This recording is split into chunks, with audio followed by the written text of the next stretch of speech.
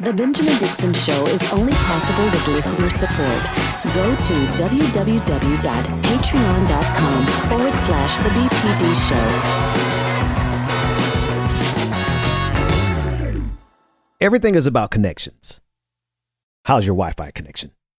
How's your cellular connection? How are your professional connections? Are you networked appropriately? How are your social media connections? Do you have enough friends on social media? Do you have enough followers?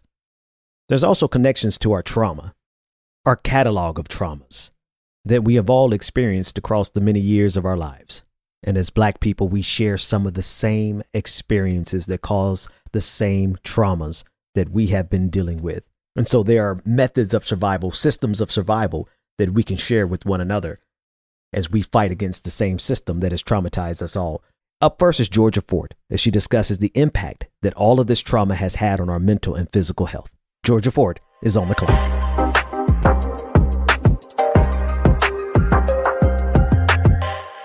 Good morning. I am independent journalist Georgia Ford. This morning, we're going to take a look in Michigan, where they're trying to do what they can to create equity throughout our healthcare systems. In Michigan, they have announced that now implicit bias training will be a requirement for all healthcare professionals.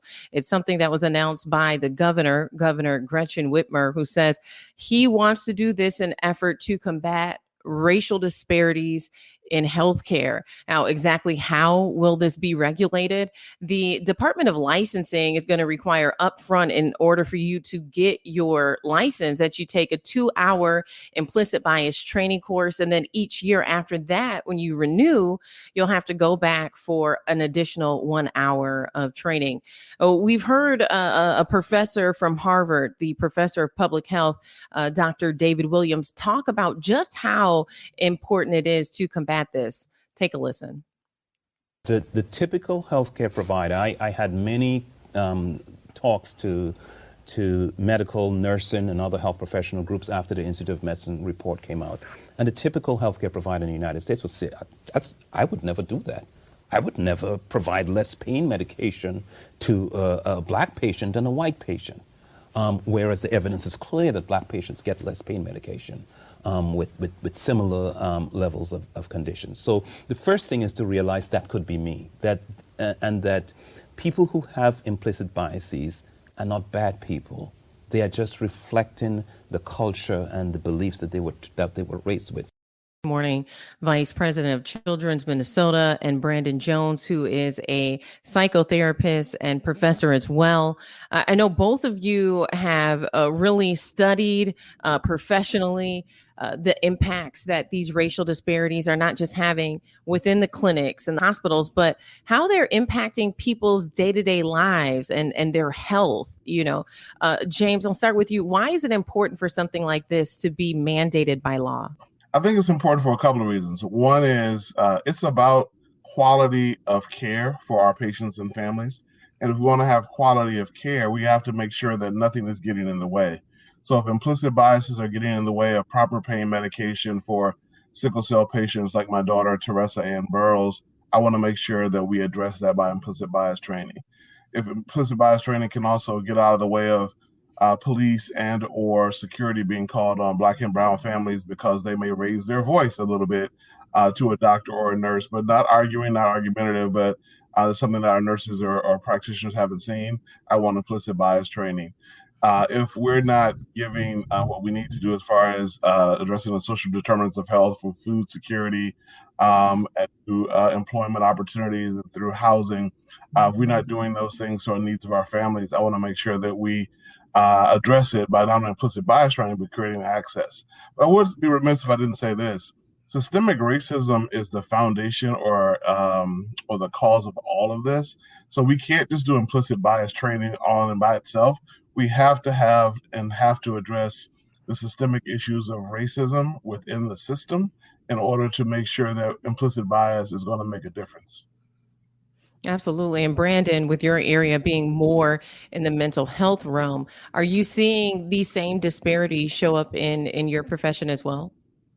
Absolutely. And it definitely affects the way that people are diagnosed from a mental health and a chemical health level. Some people are misdiagnosed, some people are overdiagnosed, and that affects treatment. That affects what type of medications you may be offered. It affects what type of placements you may be offered. It affects how insurance is charged. And we know that those are all barriers that show up in Black and brown communities across the United States.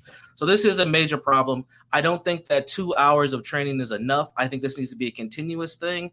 And even given the pushback just to the 2 hours initially and the hour afterwards every year is very eye-opening and eyebrow raising. And we have to be able to say, what is this really about? Because everybody has bias, and we should be, as professionals, we should be addressing those biases so it doesn't get in the way of our care, especially because a lot of us professionals swear oaths within our profession to make sure that people get high standards of care. And unfortunately, people find that, dealing with racism, talking about culture, ethnicity, and just race in general is a struggle, and it shouldn't have to be a struggle. There's one more thing that I want to mention. It also has an impact on the patients or the clients, because they feel that, they see what's going on. They see that they may be getting treated differently. And that affects what? That affects our ability to pass on information. We might not have a primary care physician or something of that nature. And we start to look at the healthcare system as an object in our way, and we don't get the best possible care for ourselves, which ultimately affects that social determinants of health, which affects our lifestyle and our lifespan. Brandon, you said it's not enough. Right. It's not enough to simply just do 2 hours of implicit bias training. And I know that, James, you speak nationally. You speak to hospitals all around the world about different ways to combat racial disparities within the healthcare system. So if 2 hours of implicit bias training is not enough, what are other things that we can do? And then I think from a patient standpoint, right, like at some point, all of us have to go to the hospital. And I just feel like most of us who are Black or brown, we're at a place in our nation where we are in fear to go to the hospital. Some of us, I've heard this saying, doctors are to Black women what police are to Black men. And so I do think that Brandon brings up a very good point here of just like, 2 hours of training and everything will be okay. But we're still seeing these disparities persist, even in hospitals in cities and states where this has already been implemented. And so James, I'm just wondering if you know of other things that people can do in order to really start making some headway at eliminating these disparities in our healthcare system. Right. And that's the 20 million, 30 million, 50 million, $1 billion question. But I'll give you my 2 cent thoughts. One, as Brandon said, you got to embed it in the system of the work that we do. So hospitals are about quality of care and also safety. So if someone was misdiagnosing folks or putting in a blood draw and doing damage to patients and families, we would address it through what we call safety and learning reports. People can report that, we address it, we change the system. At Children's, we're doing the same thing with emotional harm. So if there's something happening in the treatment of our patients and families that deal with emotional harm, and sometimes that's racism, sometimes it's gender bias, sometimes it's other types of bias, we address that. You can fill out a safety learning report. Now, we need to get better because right now, those reports are filled out by employees about patient issues. We want to address them through employees being able to do the same. We'll take those reports, address it like we would a safety issue, get all the players involved that need to be, and address it by changing the system in order to address the quality of care. So that's one area, that safety learning report. Another is we partner with the Alina healthcare system, and this amazing Black woman, Dr. Lisa Saul, heads up the Mother-Baby Center for us. And what she did recently, and what we did collectively as Children's and Alina, is revamp the entire way in which we care for patients and families, but especially Black moms. As you said before, Black maternal health is abysmal in the sense that we are killing Black babies on a regular basis and no one's alarmed about it. We are making sure that Black mothers are scared of coming to hospital to have births because of our treatment. Well, she said, we're going to change that. She has a daughter, I have a daughter. We are on this collective journey together by addressing the system, by building into the system, not only implicit bias training, but making sure that we're partnering with agencies, with Brittany Wright, agencies with other folks as well who are addressing Black maternal health care, and partnering with them, because if we don't know something that's occurring, we need partners to making sure that's happening. We also went out and we did some marketing changes to how we were recruiting and getting Black families in. We also hired a young Black woman to do those marketing materials, to do that collective work about connecting to community. So that's another thing, partner with the right agencies and partners. We also partner with the African American Leadership Forum, which in Minnesota is an organization doing great work in community. We're not community at Children's. We don't know community. I do personally, because I've been here a while, but others don't. So we're partnering with those right people. So that's another thing. The other thing is to call it what it is. It's racism. So don't call it implicit bias and say that, yeah, we're going to do implicit bias, but George Floyd was murdered 12 blocks from Children's Hospital, but we're talking about implicit bias. We're going to do implicit bias, but we have families that are concerned about racism and how a family could be able to say to someone, I don't want the Black people to take care of me, and somebody to take that seriously and not address it in a comprehensive, systemic way. We got to admit that our systems have failed. And if we don't admit that, we will end up doing what we do now. We're trying to get COVID vaccines to our families, Black families in Minnesota. I think they're receiving them about 45% rate, whereas white people are getting them at 70%. Because what you mentioned earlier, their fear of the healthcare system, lack of trust of the healthcare system, lack of partnership. We can't do it the same way that we've done it for everyone else. So I think those are some of the areas, Georgia. I have many more that I can think of and talk about, but partnering with organizations like Brandon, we have a mental health crisis for our kids, and especially our kids of color. Why would I try to go out there and do it on my own? I'd say, hey, Brandon, let's partner together. How do we do that for inpatient healthcare with our pediatric physicians? Absolutely. And I think about how can patients protect themselves? Like, we put so much faith in this system and these entities and corporations. But before we go into that, I want to bring Benjamin Dixon into the conversation. Ben, I know that this is something that you're extremely passionate about, and having a family yourself being impacted. What are your thoughts as we're thinking through all of this and talking through all of this? Yeah. Good morning, everyone. I'm taking all this in because it's just confirmation of the reality. Sometimes we feel isolated in these experiences as Black people, Black men specifically. We feel isolated, but so it's good to have the conversation and to understand that we're not the only ones that are going through this on both sides, where there's a fear of the system, the healthcare system, because of historical things. But then there's also the reality of how we've been treated when we go to these doctors' offices, and how women are treated when they go, Black women specifically, and the disparities. So it's really important that we have these conversations nationally so people can understand how connected we are in these experiences. My question is regardless of what came first, the chicken or the egg, the offense or the fear, how do we successfully unravel it? And do you think that this type of diversity and inclusion styled kind of flavored attempt that's happening in Michigan, do you think that's a decent first step? I do. I think it is a step. I don't want to say it's a decent first step. It is a step, but really the work is in community. The work is in getting adequate information to folks who do not access these services all the time, and making sure that people feel connected to these healthcare systems.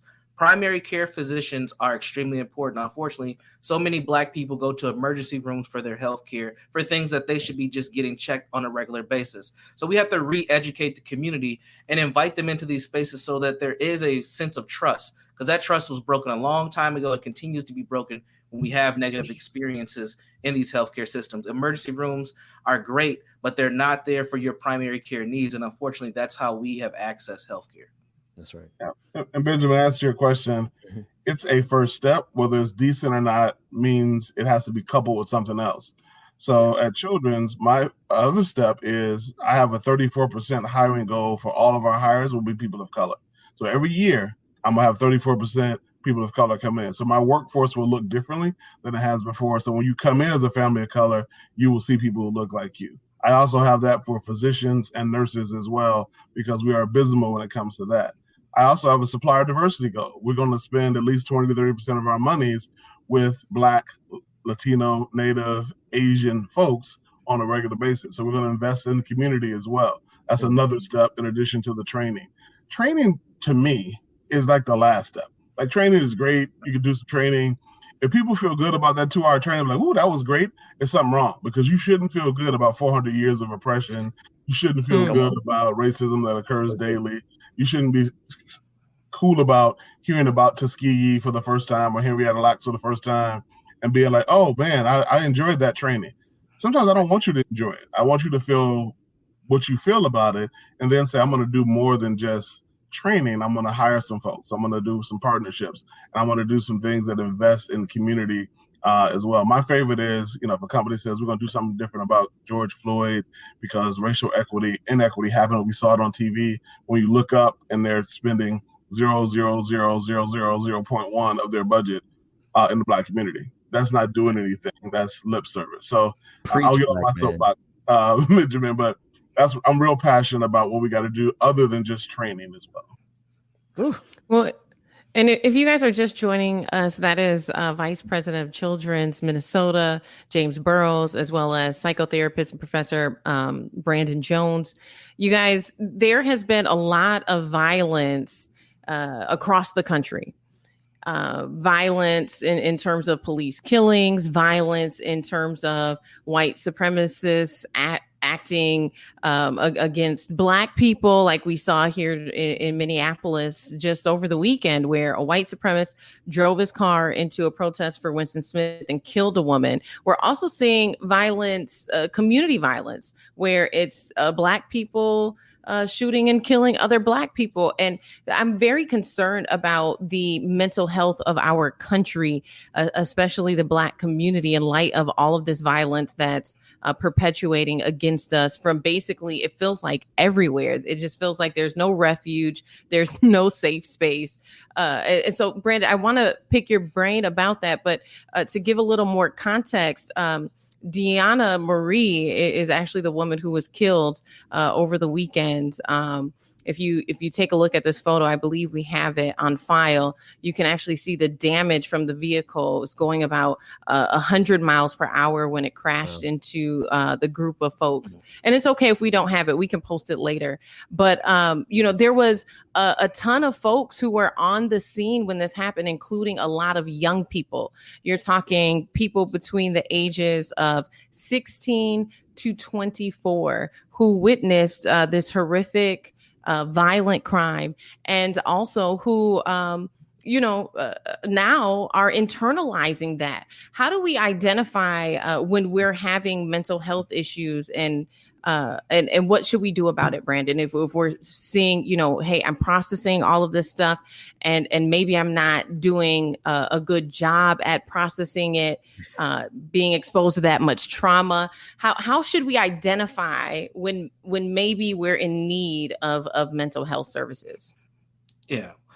Some traditional telltale signs that we're in need of some traditional mental health services is when our behaviors start to shift, our day-to-day behaviors and functioning start to shift dramatically.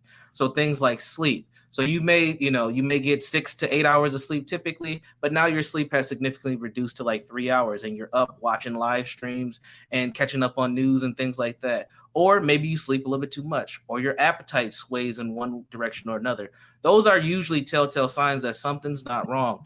And you can't go to work, or you can't go to school, you can't get out of bed. These are some of the typical things that you have so much mental anguish happening for you that it's time to make a shift.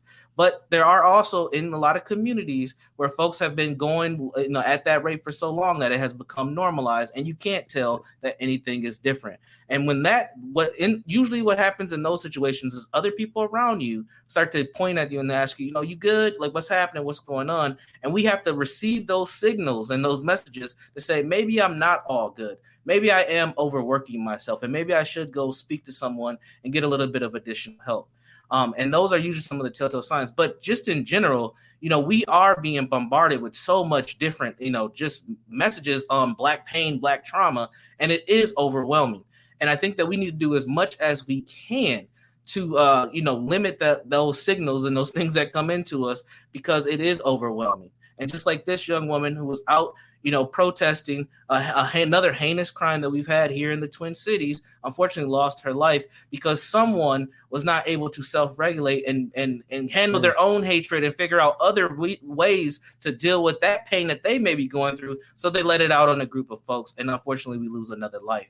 At some point, we have to look at this as a mental health crisis and a public health crisis that that this violence is happening from so many different angles. It's not just black on black crime. It is also white folks who are getting to a point where they don't know what else to do but to lash out. And we have so many different examples of that.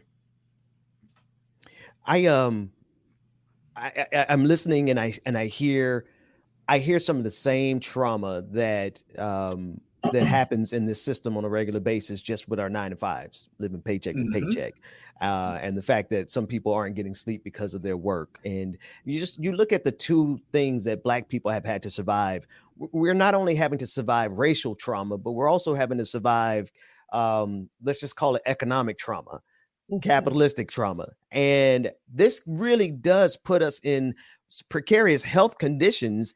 And it's become almost, like you said, it's become a part of who we are, not only culturally, but there's some studies out there that say that some of this trauma can actually impact us on a DNA level. Could either of you even speak to that a little bit for us? Yeah, it's called epigenetics. And we do have these epigenetic tags from stressors from our ancestors, from our parents, from our grandparents, who have gone through various different heinous things, traveling from the South to the East Coast, to the North, to the West, escaping racial trauma, escaping poverty, looking for another opportunity in the big cities of Cincinnati and Chicago's, Milwaukee's and St. Louis's and DC's and all this. That stress does get carried on. There is research that says that when a mother is stressed, when her baby is in utero, she can pass her stress hormones down to the child before the child is even born. There's also studies recently that came out that said when fathers are stressed, they can pass on their stress hormones through their semen when they conceive a child. So we know if we look at just the history of African American folks in this country and the stresses that we've gone through, imagine how much stress is being passed down when we are conceiving children, and then those babies are growing up in environments that continue to fester that type of stress. So what ends up happening is the epigenetic connection from generation to generation is passed down, plus you're adding on another complex layer given the things that happen in community. There's another thing with epigenetics, though. It's not just the biological component. It's also the cultural component when we are adapting behaviors and we're adapting into these environments to cope with these stressors. A lot of times those are unhealthy things. Overcompensating with alcohol, overcompensating with drugs, overcompensating with violence. We utilize overcompensating with sex. We utilize these things to kind of calm our nerves, but there are a very short burst of calming our nerves. The dopamine that gets released inside of our bodies, it's a very short thing. It's almost like a hit of a drug, and you need that repetitively over and over and over again. So it's this combination of both social factors and biological factors of stress and trauma that gets passed from one generation to the next. So we getting hit from every direction. We getting hit through we getting through our DNA as well as through the culture around us. We getting hit. Right. Yeah. Right. And we get hit, Benjamin. If we go to the hospital to get it checked out, we're gonna add some more racism on top of that for you, some more stress. So we get a new trauma tag from the person who's giving the solution. So, and that's why healthcare systems like mine have to step up. We're gonna spend quite a big investment in inpatient behavioral health at Children's in our strategic plan in the next couple of years, because we've seen our patients and families, especially our pediatric patients, not be able to deal with this stress, and they're coping, as Brandon said, in ways that aren't healthy. So we said, okay, we're going to create an inpatient behavioral health unit around that, and we're going to commit to diversifying the providers within there. A lot of this is about culture, and cultural ways of dealing with stress may be a shocker to somebody who's not from that culture, not from that race. So we have to not only educate implicit bias, we have to hire providers and other patient care facing folks who look like our patients and families who have those same experiences. That's what other healthcare systems have to do to address this. And I'd be remiss if I didn't talk about this too. I mean, I was so stressed on Friday that I needed to just take a break, and I did for a half second, because I went to the barbershop over in North Minneapolis, where I normally go to on a Friday, get my man Tito to cut me up and line me up and those kind of things. And he said, James, JB, there was a shooting at the funeral at Bishop Hollis Church up the street. And I said, say that again. You said shooting at a funeral. And he said, yeah, there was a shoot up of a funeral. Somebody was shot and killed at a funeral. There are no more sacred places anymore. And I'm not saying that violence should be condoned at any means, but growing up in Detroit, I knew where the violence was going to be. It was around drug deals. Yep, violence going to be over there. Around other stuff happening, violence will be over there. But now you're at a funeral. Somebody decided it was okay to go shoot up a funeral. And then whoever got shot at the funeral, randomly, it could be anybody else, that was okay.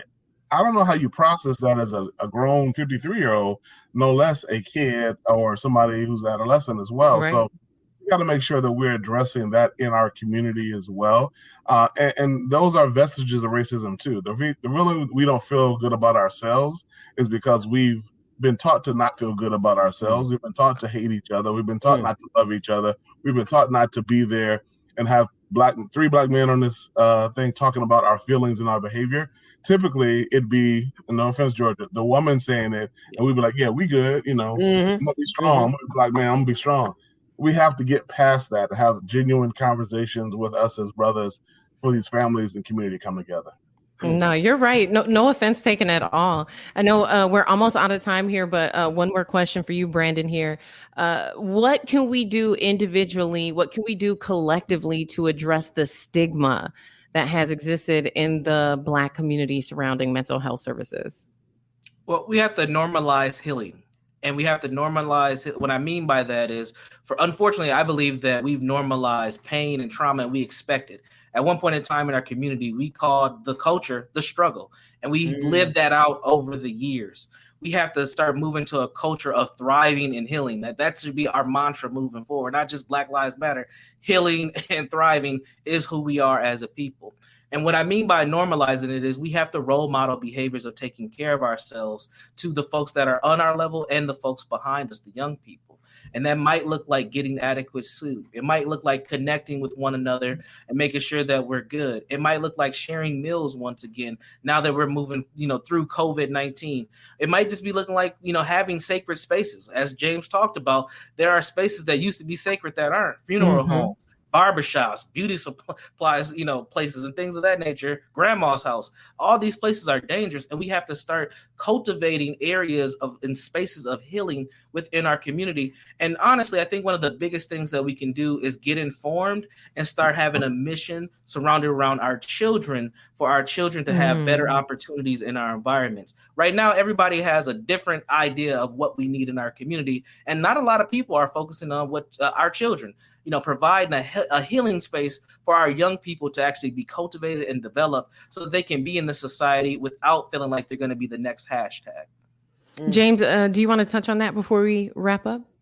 Sure, just real quick. And we have to listen to our children to create that space. We can't say, this is what I did back in the 70s and the 80s, and this was what worked for my baby that I was raising. No, listen to the young people who were at that rally, who saw that woman die. Listen to what they need, and then provide that healing with them, not to them or for them, but with them. So that makes it sustainable, because when I leave the block and they're on the block by themselves, I want that 16-year-old to talk to that 13-year-old and do that same healing together when I'm not there. So just listening and partnering with our young people to make it happen. James, Brandon, I want to thank you so much for joining us this morning. We, I think, have had a meaningful conversation regarding eliminating the racial disparities in the healthcare system. I feel like we could go on and deeper on so many different, like we touched on so many things, the historical racial disparities with what happened in Tuskegee, the implicit bias testing that's now starting to be a part of training, the stigma, like we've touched on so many things, and I know we could go deeper, but we are on the clock.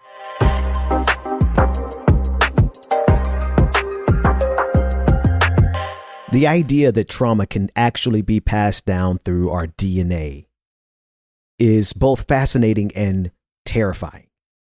There's a reason I react the way I react to certain things, certain triggers. And that word is often made fun of in our public discourse because having a trigger is a sign of weakness according to this society. But the reality of it is when certain traumas have been coded in your DNA, it only makes sense that we should have a sense of anxiety anytime we're pulled over by the police because of the trauma that has been tagged and encoded into our DNA because of what this country has done to us.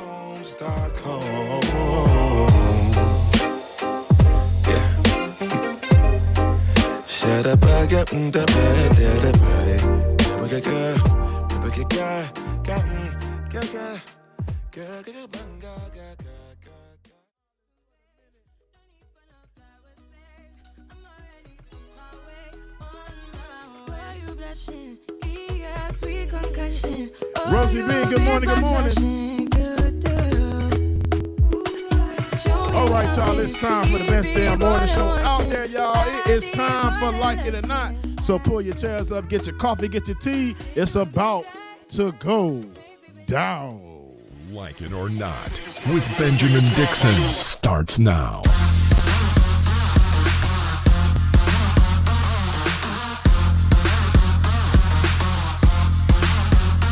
Good morning, good morning, good morning, people. Good morning, good morning. Welcome to Like It or Not, where we are free to tell the truth and not care. Who doesn't like it. It's just a lot happening in my shop. Like, all right, good morning. It is Tuesday here on Like It or Not. There's a lot going on in America, and I know I keep going back to Vice President Kamala Harris. Don't come. And no pun intended to our last story, but do not come here to America. So there's a lot going on with immigration, the conversation of immigration. And we have Olaimi, I hope I'm saying that right, Olaimi Olorin, who is a public defender at NYC Legal Aid Society, a legal observer at New York City chapter of National Lawyers Guild. She is going to be joining us today. There she is. Let me tell you something. Hold on. This morning, I went to her page, right? And I saw that she was on BNC, the Black News Channel. And I said, give us blonde, ma'am. Give us blonde. Okay, I live for it. I absolutely. I be switching it out. I like the concept that they can't keep me up the court. That's right. Okay. That's right, sis. I love it. I was like, okay. They got to go with it. Yes. They might look at you and be assuming, right? And then you come and you're like, I'm educated, and this it doesn't matter, right? Because people like to think you got to change it, and you don't. Exactly. Right. Because Karen over here and Sarah over here are rocking their reds and their purple highlights and whatever. We're just looking rough and raggedy. Rough. Yep. Unkept. But thank you so much for joining us here, Olaimi. Can you introduce yourself and let the people know who you are? My name is Olaimi Olorin. Y'all could say Olay, make your life easy.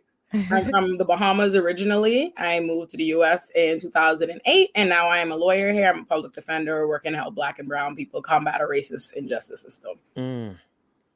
Okay, girl. See, my Caribbean sister, I'm Haitian, you're Bahamian. We got that connection there. But so you're an immigrant yourself, right? Yes. Let's just dive right into it. You're an immigrant yourself. And I did see a couple of tweets that you did put out saying, the legal immigration process here in America is super duper tough. And I know because, I'm a product of immigrants myself, and my parents, I got some family members who didn't have the opportunity to come here legally, but I do have my parents who came here legally, and even them getting their citizenship, even them getting papers, even them getting anything legal through the system took years. I'm talking like years, for one person, a decade, just to be considered American or have citizenship or have papers, anything legal. So definitely speak about that process for you. I know you were tweeting about it the other day. So my parents still live at home in the Bahamas. Actually, I'm the first person in my family to come to the U.S. and the only one for a while. My sisters ended up coming one by one. And I came because I wanted to be a lawyer in America, and I looked into the immigration system when I was like 14. I'm like, all right, if I get in the education system earlier, I get my degrees here, I'm in this community, then it'll be easier for me. I mean, probably easier. That was the right idea. I'm still present, but as far as being able to get citizenship or anything like that, that's still not an option. Still hasn't happened. So I'll be the first, and hopefully eventually I get it, but It just isn't a thing. And people tend to think after you're here for a while, you start to blend in. People think, oh, you're American too. They catch you on the right day. You code switch it enough. They're like, oh no, they don't mean you. You should be straight. Like, I remember I was on 7 months unpaid immigration leave trying to get a visa that I ultimately was denied for. And I remember talking to my own friends. I tell them I'm an immigrant every day. This is the situation. I was talking about it all in law school. And people are just like, you'll be fine. You're a lawyer. They want people like you. They sure did deny me. I was like, wow. Yeah, I was blown away because, I did qualify. I applied for an EB-2 visa. It's for, an alien with an advanced degree, an outstanding person. I had every letter, reference, every, degrees, all these awards. And they were like, yeah, you have an advanced degree. Yeah, you're an outstanding alien. We give you that. They were like, you want to be a public defender and that only benefits the poor. And that's not of interest to us. They straight up wrote it. They said the quiet part out loud. I was like, wow. Yeah, it hurt. It hurt. So you couldn't even be considered, an American to help do more work for the people that are here, people that look like you, people that may have issues, anything, because public defender is kind of like the low level. Which is crazy because, the national interest waiver, what I had applied for, where you're able to apply for yourself, the whole idea is that it's something that is in the interest of the nation, right? I'm the only constitutionally court appointed lawyer. Public defenders are mandated by the Constitution. You would think that counts. Like the court has already decided. I was blown away. I'm like, wow, how's that possible? I live in New York City. I've gotten, 1,000+ people out of jail, and it's wild to really, really hear it and see it. I think to myself, okay, well, I went to school here. I got my high school degree here. I got my bachelor's degree here. I got my JD here. I'm admitted. I passed the bar here. I'm admitted to the state to practice in New York. I haven't lived in the Bahamas for 13 years. I have no degrees there. That's not where I'm at. But yet it really doesn't matter. You can't claim this as your home. It's amazing that they just outright said this to you. Yep. Right. That they said that because of what you're doing, but had you put down there that you're going to be a corporate lawyer, for like a major corporation or whatever, then it's very likely they would have approved you. Is that what I'm hearing? Yeah. If you could, the thing is, right, they want you, the other option was like, you can demonstrate this huge business plan where you plan on bringing America millions, but you literally can't do that. As an immigrant, I'm not allowed to make any money outside of my job. I can't do that. I can't start a business. I can't collect any money. I can't even start a YouTube paid for subscription. Like I cannot do it. So it's like, I've been here for 13 years being told I cannot make any money. I cannot have a business. Why would I have that plan? You know what I mean? They get you one way or the next. It's basically what it is. You can't, I did everything I was supposed to do. I planned it out 13 years in advance. Like I've been thinking about this since my teen years. It didn't come up on me. So I'm like, I'm as prepared as I can be. So when that came up, I'm like, I really don't know what else I could possibly have. How could I have a business plan that I'm not allowed to have? I can't start a business there. I can't go get a loan. I can't do any of those things. So why would I have it?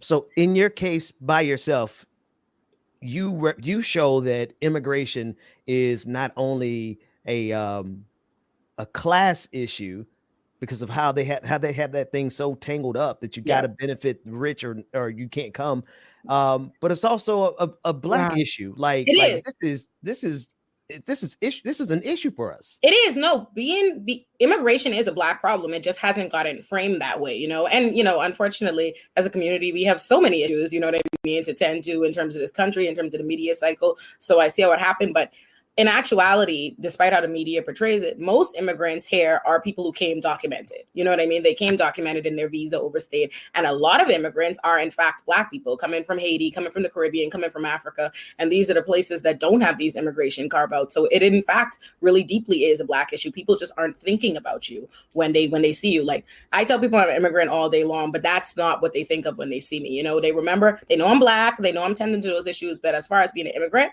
no. And especially with America advertising itself as a melting pot so often, and everybody is, my parent was an immigrant, and this is easy for people to think when you say immigrant, you mean, oh, your parents came here or your family's from here. And I mean, no, I'm from there. I came here. I'm not from this country.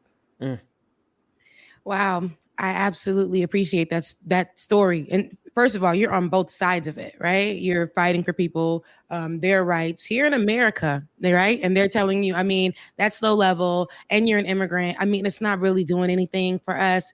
So, and you can't monetize outside of that to even make it better for you, especially in this time where social media is popping for you to be monetizing on your work. They're just like, you don't deserve because you're an immigrant. Here in America, the melting pot, right? The one where we're supposed to come here as immigrants and say, you know, we've made it. This is where all immigrants can get their dreams to come true. This is the place. And it's like, it's really not, especially, you know, for you, to me, you said like, this is a true hardship that nobody really understands. If you're not an immigrant, or if you're not a product of immigrants, Black folks already got it hard. And like you said a key thing as well. They try to frame it as if immigration isn't a Black issue. And in reality, it is. Like here, if you're Black or brown, that is definitely an issue as an immigrant, because we don't see that with you know, the clear people, with the Europeans or whoever who's coming over here.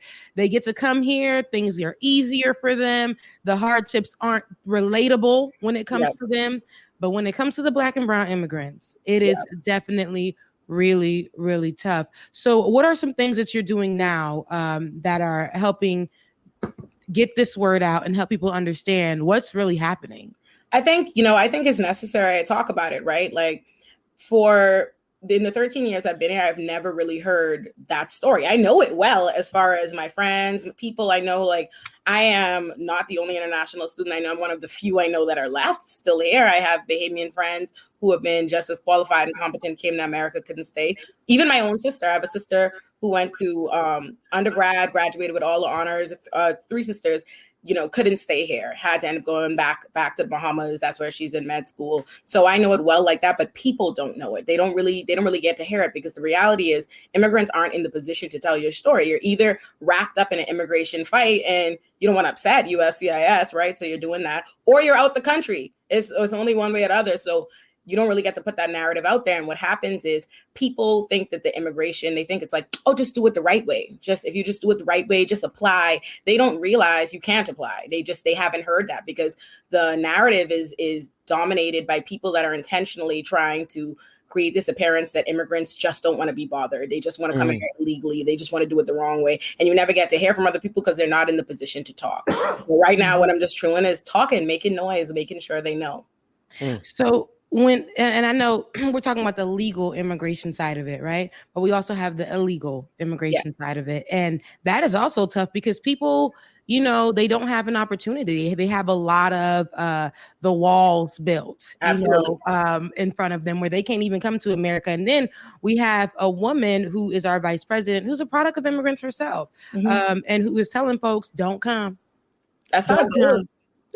You'd be shocked how often you hear some insensitive immigration comment from someone you think would understand. That's why I plan to keep all my immigration letters to show my future children, they don't know what it is, so they're not saying things like that. But it's always been the case. The narrative is very insensitive. And even myself, right? Even with my own immigration narrative, I'm very privileged, right? I am still someone that was privileged enough to be able to qualify for a student visa to come here. Yeah. Like that's a picture of privilege. Oh, You know, convincing my parents, send me to this country, pay for boarding school. That's all very expensive. Just getting the visa, the amount of financial support my parents had to be able to show. So I'm very, very privileged in that. And I'm privileged to still be here. And that being said, I feel like I owe it to other immigrants like me and other immigrants that haven't been so fortunate and aren't able to be so fortunate. They didn't have the parents to pay for, you know, school 10 years in advance, weren't able to do all of this. I need to talk about that, because there needs to be more routes for everybody. Because undocumented, they frame it as 2 separate immigration issues, and it's not. They're very, very intertwined. How you end up undocumented is because there were no paths for you to be documented.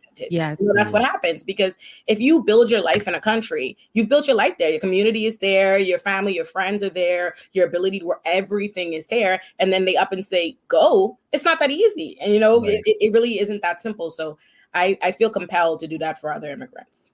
And we need more people like you, right? Because and I'm not saying that just for a pat on the back. I'm saying you're doing some work, even when they're trying to restrict you from like doing the work, because that's how they do it, right? Yeah. They're saying, we gave you an opportunity to come to America and get some schooling.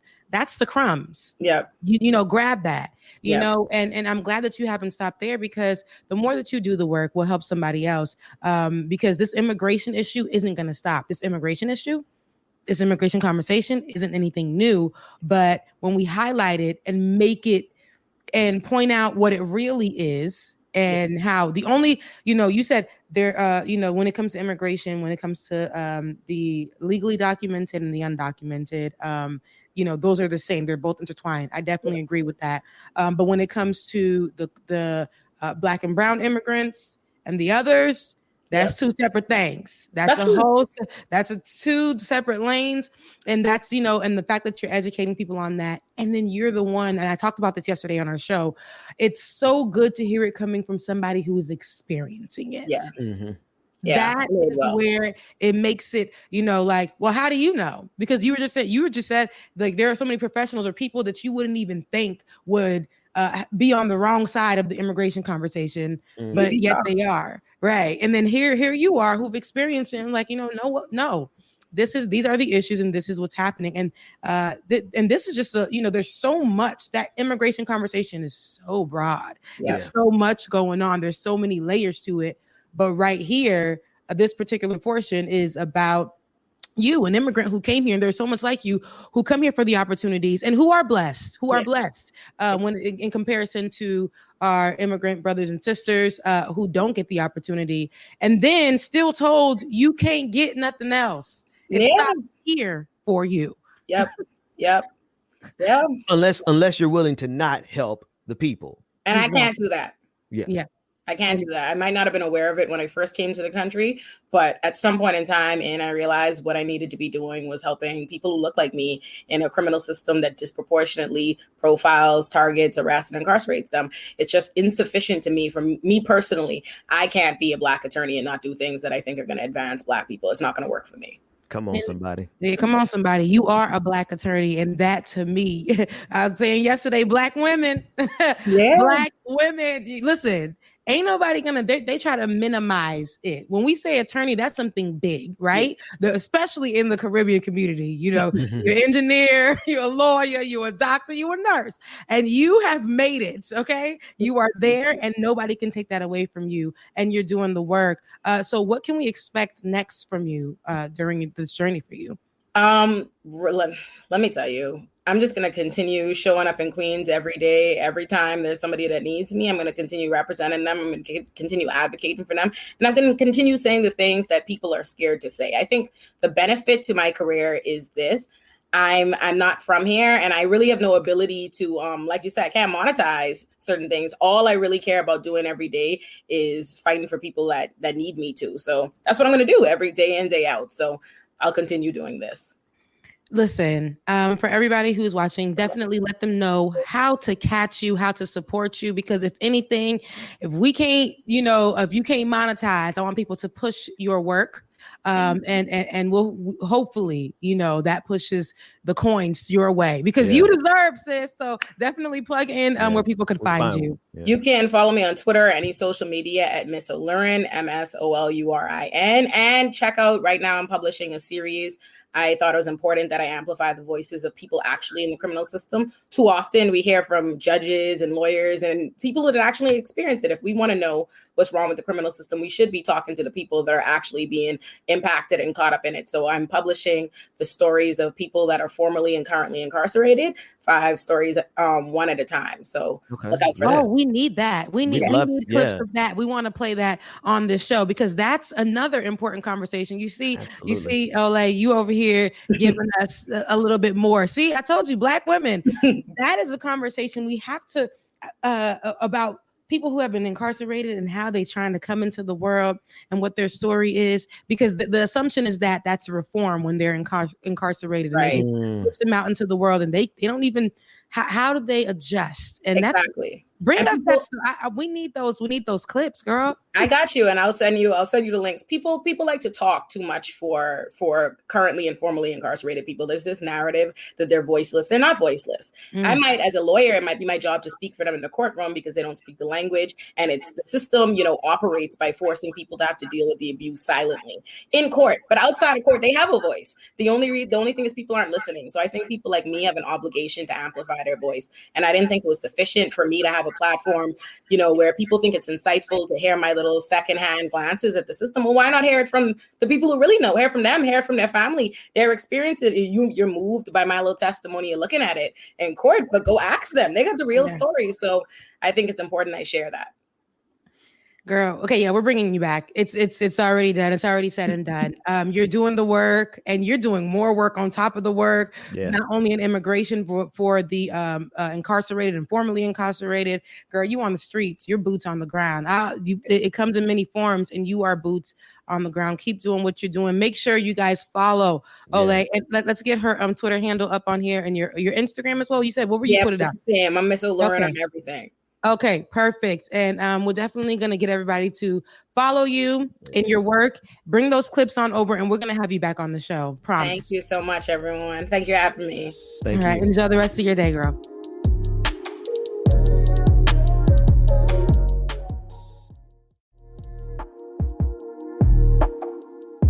All right, Olay, thank you for that. Olay. Love it. Bahamian sister came over here doing work that white folks don't want to do for the black people, but will go ahead and act like they representing the black folks. Public defenders, you know how it is. The public defenders already have that There's plenty of white. There are plenty of white public defenders. No, but they have that stigma to them, right? This is what I'm saying. They have the stigma. Everybody knows when we get a public defender, they ain't really going to do the work for you. We know that. Olay will be in there kicking ass. Olay. You think Olay? See, they couldn't afford to have her as an attorney because she ain't gonna come through there with disheveled and papers falling. That's what you talk about. You talk about they don't really want to be there. They just doing it until they get their job at the corporate office. Is what you got is Olay coming in there saying, "No, this is how we're gonna fight the system." Yeah, and they said they can't let her David, do that. She gave us the permission to call her Olay at the beginning of the show. She was saying if you can't say Olay, she was like, just go ahead with Olay. Because you know I can't say it. Yeah, right. No. She's definitely coming in, like you said, guns blazing. I like that. And thanks for looking out, David, because we're supposed to be pronouncing people's names correctly. But no, I like that. I love that because it's important that we have that, male or female, but the black representation, because they try to take that away from us. And I'm telling you, every black person that is incarcerated that knows that they're going to get a public defender automatically feels, especially ones that are incarcerated already and know the system, they automatically feel that, hey, ain't no assistance here. Let's just go ahead and do this whole thing, give me my time, whatever. Because they'll pull up, not even looking at your case, not even you're just another name, a number, or whatever. But when you have somebody that actually cares about you, cares about your issue, cares about why you're here, and trying to really defend you, trying to help you out, trying to figure out options for you. That's where the difference is. And that's why America looks at it as a low-level situation, because they know we're just going to throw somebody in there just because we need to stand in for whatever reason, representation for a public defender who doesn't give a damn about who they're representing, and they're going to move on to the next one in about 10, 15 minutes sometimes. That's why they look at it like that. They don't think it helps anybody. And you said something, Ben, while you were speaking to her. You said this job doesn't benefit like the rich folks, right? Public defenders, it don't benefit them because they can get lawyers, they can get all that, they can get representation, whatever. So public defenders, if they're not benefiting the rich people who keep America under the straps of whatever they got going on, whether it's big business corporations or whatever, if we can't use you, then we don't need that job isn't for real. And that is very. If the job does not help out these white supremacists, these corporations, these big businesses, then it ain't nothing to us. These rich folks, people who can pay, right? Then it doesn't mean anything to us. You don't deserve. You're not nothing, and that's not the truth. Yeah, that's not the truth. Yeah. No, you right up, spot on. Yeah, you were spot on, Ben. That little tidbit. I was like, hey, Ben, that's both y'all spot on. What are y'all talking about? No, you were spot on too, James. You all spot on. James, you were spot on, man. Look at us. It was you. It was y'all, both of y'all. You and you. It was you. But no, nah, man, I was with you saying that though, Ben. Like, understand what you said, man. That's deep. These folks out here, if you can't help this capitalistic system, if you can't benefit it, you ain't nothing. If you're trying to help these people that we putting in jail for marijuana and holding up sales and making money, that's how they make their money. Hey, exactly. You messing up their money. You put somebody like Olay in a public defender seat. Hey, You All messing the- up. You making the judge actually gotta work. You mean he actually gotta hear the case and not get a settlement? A whole immigrant like in this system. We don't want it. We don't want that to thrive. We already gave her opportunity to go to school here. That's just enough. And now she's over here, got the audacity to go fight for folks that we putting in there to make a coin. People. We should subsidize black attorneys that are public defenders. We should subsidize black public defenders, because if they could make enough money to actually live, because they gotta make sure that the jobs that have the most impact on society pay the least. That's why the public defenders don't make no real money. That's why the sanitation workers are the most critical workers in society. They don't get paid. I mean, well, depending on New York, I think they pay them pretty good in New York. But the point is like the critical functions, they cannot afford to allow Ole to come in there, efficiently execute justice on behalf of poor people, because that breaks down the system as they built it. Mm-hmm. They are so used to making money off of poor people, they cannot have equal justice for poor people, especially poor black people. So if we subsidize black public defenders and they can have a decent lifestyle, that's one way we could change the system, because this system is used to never actually having to fight against us in a court of equal justice. That's it. That's all. That's it. It's a wrap. Shut the show down. It's it. Can I say something, y'all? What's up, man? Let me say I love y'all. Because man, y'all, we are the most intellectual, deep thinking mother suckers I've ever seen. We are on fire. Bro, we operate on all levels. All levels. Like all levels. It's just we got range. Pat y'all on the back. All of y'all. David, you too, man. Dwayne, all y'all. Love y'all. Ooh, okay, sorry. Look, shout out to everybody. Look, shout out to it's love. I love that.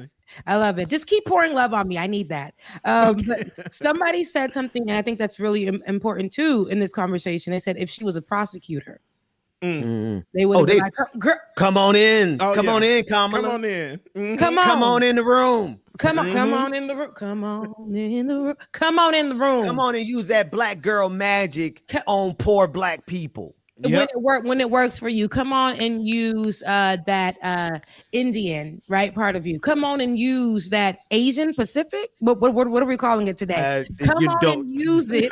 That's why I don't go into the particulars with her, because I don't know exactly. That's what they do. They use whatever sounds good right now. We'll throw that on Kamala. Whatever sounds good right now, we'll throw that on Kamala. Oh, she's a black woman today, and she's married. Kamala Harris. So she's like very much all. And of relax, that. people. We like her well enough. We respect her well enough. We know the we respect her well enough. You know, I don't know about like her well enough, but we respect her well enough. Yes. We ain't gonna let nobody disrespect her. I don't care. She's the same black she's the same black prosecutor that put a lot of our family friends in jail. Rebecca, you said a word. And that's where the issue lies. Not everybody is a comrade. And when the system offers you when the system offers you something and they tell you, we'll give you this, but you need to do this for us. And that's walking our white supremacist values. And like I said, in 2008, I gave former President Barack Obama maybe it was just like a rough time. And it really was. It was the first, right? It was the first. And she's the first woman, but there's so much that we have set in place for someone like her to get in that position and start at least voicing things, right? At least being verbal about things and showing up to things that matter for people of color, because she represents a person of color and a woman of color. And for her to be the first time in the seat in the good year of our Lord 2021, she went on Beyonce's national television and said that, America isn't racist. And then she went on the same one to sign an anti-hate crime bill for Asians, right? And then went on to tell immigrants in their country, talking to their president, don't come. We don't want you. Don't come. We don't want you. We don't do that over here. And then was out there during Pride. And it's like, So you pick and choose the marginalized groups you want to represent. And that tells me that you walk into white supremacist values. But we had Olay on the show who said with her mouth and said, I can't walk in that. I got to do, even if that's sacrificing for me and what America thinks about me, I got to do what I got to do for the Black folks who cannot. And if it ain't me, then who? Yeah. And that, to me, is where it matters. Preach on it. Preach on it. Ole says she couldn't, and her response to that was so instantaneous because I asked her about it, and her instant response was, I can't be here on behalf of the system. There are those of us who are here on behalf of the system, and then there are those of us who are here on behalf of the people. You just got to know which one you're dealing with. And that's how you can tell if they're there really to be bipartisan on behalf of you or on behalf of the system, all the way up and down the board. Yeah. Yep. They said, Rebecca, she's voicing just not our voice. Yeah. I mean, we thought though. Now, I didn't think because we already knew how she was moving. We didn't. But this was the time. Like this time, y'all, this whole time they campaign on we're going to do better as Americans for Black folks here in America. I'm going to wear my pearls and I'm going to wear my chucks and I'm going to represent the HBCU. I'm going to tell you I like Cardi B. Joe, I love Cardi B. B. It, Joe. And we did it, Joe, on my acres and acres of land, which I love to see Black women in that frame. I like to see Black men. I like this in her chucks. I loved it. It's cute to see. And I thought it was gonna, maybe some way get into the office. And you when ain't we sat seen in them that chucks seat, no more? no, you ain't see them no more. You saw them little kitten heels, them navy blue old kitten heels. Even though that's my Give me Speaker of the House heel. Yeah, it was giving. It was giving.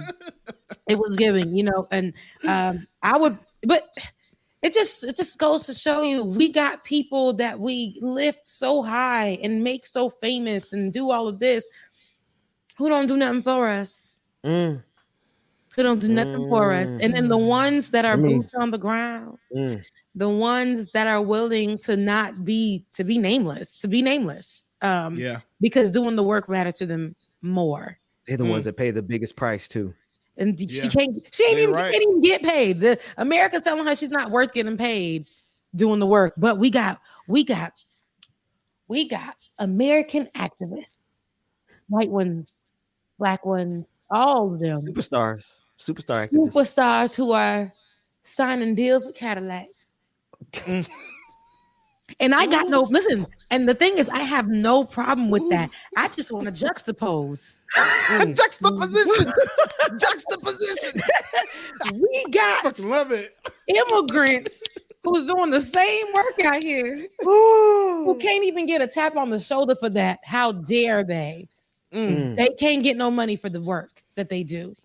But we got others who we don't know where the money goes, but be getting awards by celebrities, right? They making money and they get. This is what I'm talking about. Do the work, y'all.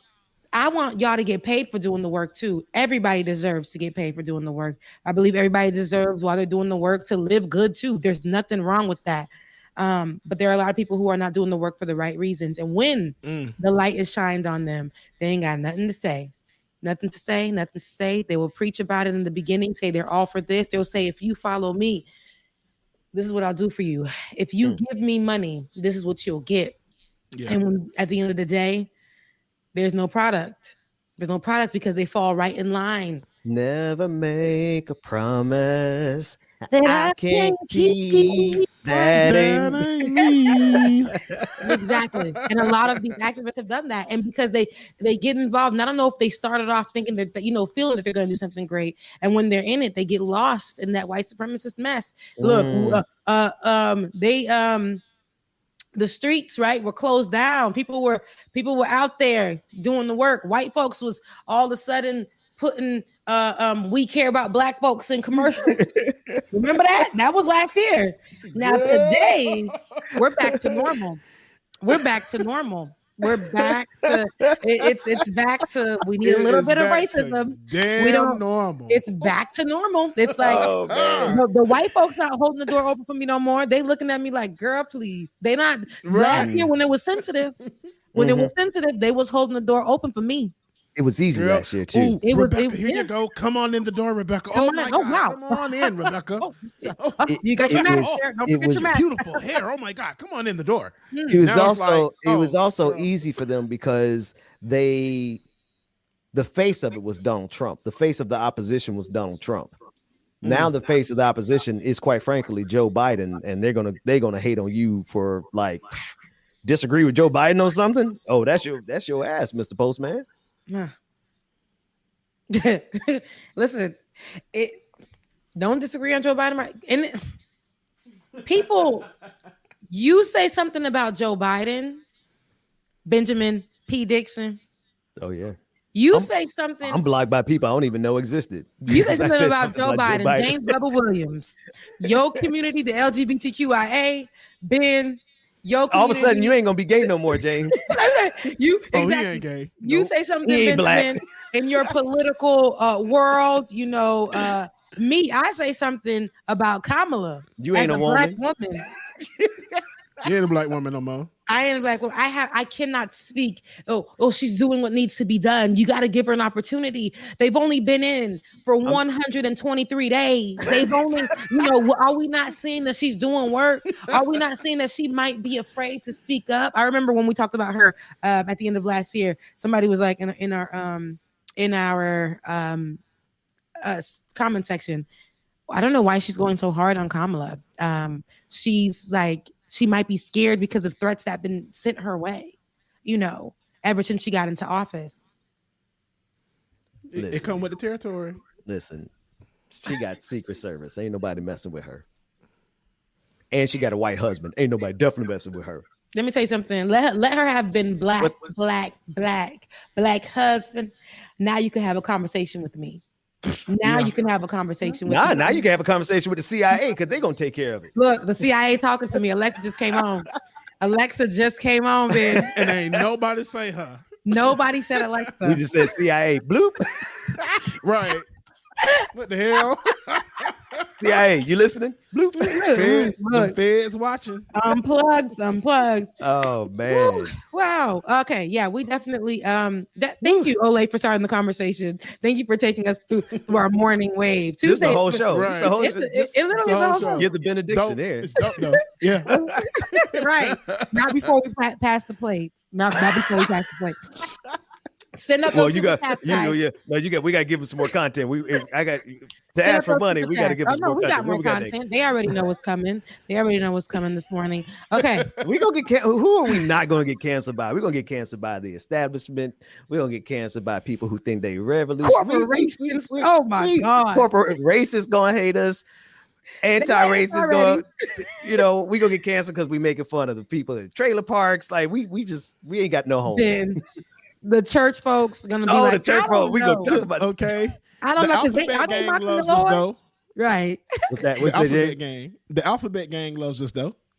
Right, they do. But do they like when we call them the alphabet gang? When I say it, because I don't. That's all you, Bubba. Because I can't really step into that territory. You see what I'm saying? I don't want to be cancel us too. Look. No. I'm late to the party. Are we talking about? Are we talking about the LGBTQIA+? Y'all cancel for saying it like that.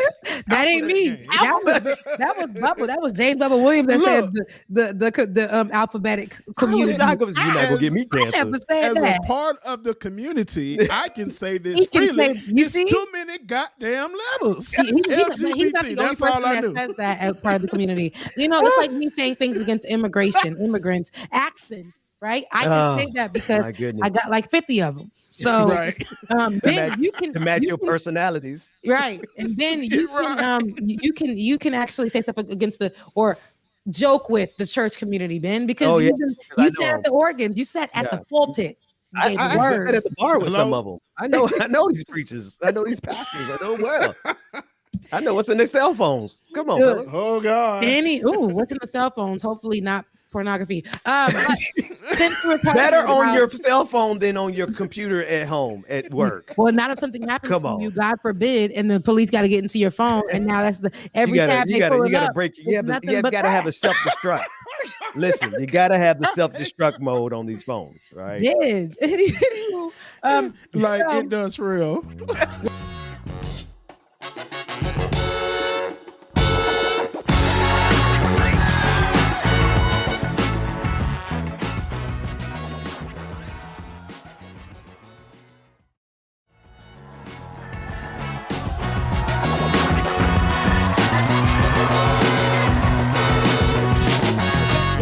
Get down to somebody I still want to I know that we attack often here on the show, which is Tucker Carlson. He's coming back with some BS as it relates to the vaccine and giving misinformation. So I don't know what he said, but I would love to hear. You know it's stupid. We just know that it's gonna be geared towards something that is misinformation when it comes to COVID-19. Let's take a look.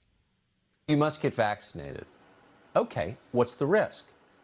It tells you something that no one in authority ever seems to assess that or even mention the potential downside of vaccination.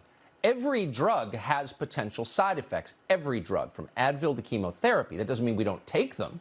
It does mean, however, that we have a right to know exactly what those drugs could potentially do to us. Transparency is the essence of medical ethics. So what is the harm rate from the COVID vaccines? What's the harm rate? You're not allowed to ask. Have you noticed that? They'll shout at you if you ask. Several weeks ago, we quoted numbers from the administration's own reporting system, VAERS, that show a massive increase in deaths from this vaccine.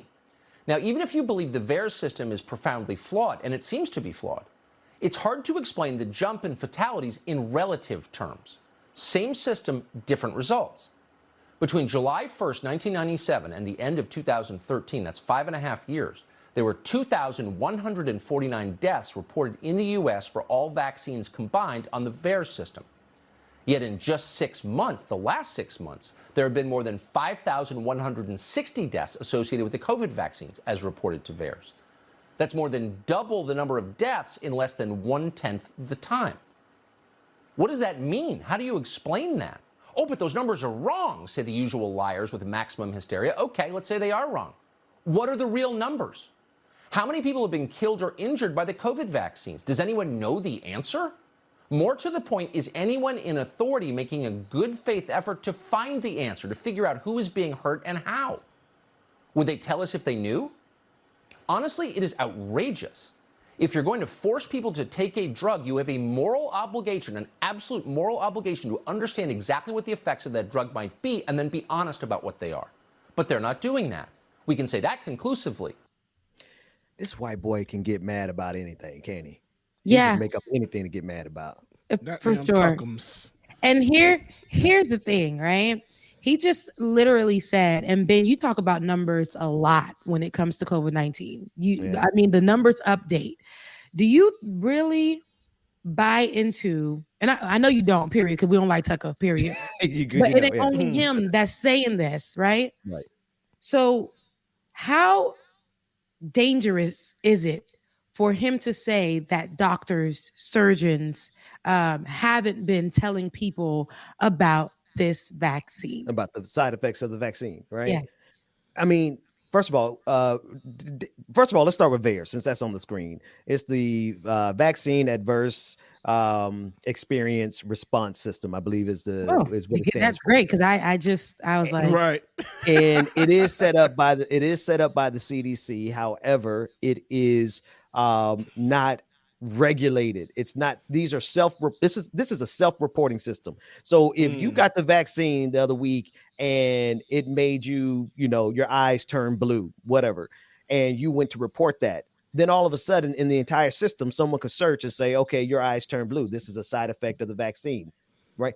It's not conclusive evidence. It's not verified. It's not scientific. It's just self-reporting. And he knows that, but he continues to say it as though it is scientific evidence that there's something wrong with the vaccine. Well, we do have we have the data. We have how effective it is. We have the type of side effects we have, and some side effects for some people in rare cases can be severe, but we have the actual data, and he's not sharing the actual data. He's trying to make sure as many people are afraid as possible. But go back to the video real quick, David, where he has the fighting hands. Somebody went and found some fighting fists, cut them things out. Back it up a little bit. They cut out the fist to make it seem like you're getting punched. And oh, by the way, you're getting punched by the vaccine. Oh, I didn't even notice, Ben, that specific detail. Why does it look like you about to get punched in the face by the vaccine? What? Like they about to jab that thing in your arm or something. Here's the thing, though. But all of that and the vaccine is not something that you have to get. Like, you can opt not to get it, and you can go get it. Right? It's optional. And for him, he's taking the rhetoric that we use on the other side of it and using it for like to help his. This is what they do. You know, they hijack ideas. They never got their own. They never got their own. So he's basically saying, well, where are the numbers? Penny in the what air. are the numbers saying? And it's affecting and how it's hurting folks. No, they say that they'll tell you, especially it's gone viral so many times. You'll see a surgeon, you'll see a doctor, you'll see somebody who's taking care of COVID-19 patients who may have gotten COVID-19, even though they got the vaccine. They'll discuss it, but they'll say the higher chances that you can get to save your life is going to be by taking the vaccine. And you don't have to take it, but don't be stupid by spreading misinformation and the fear of it.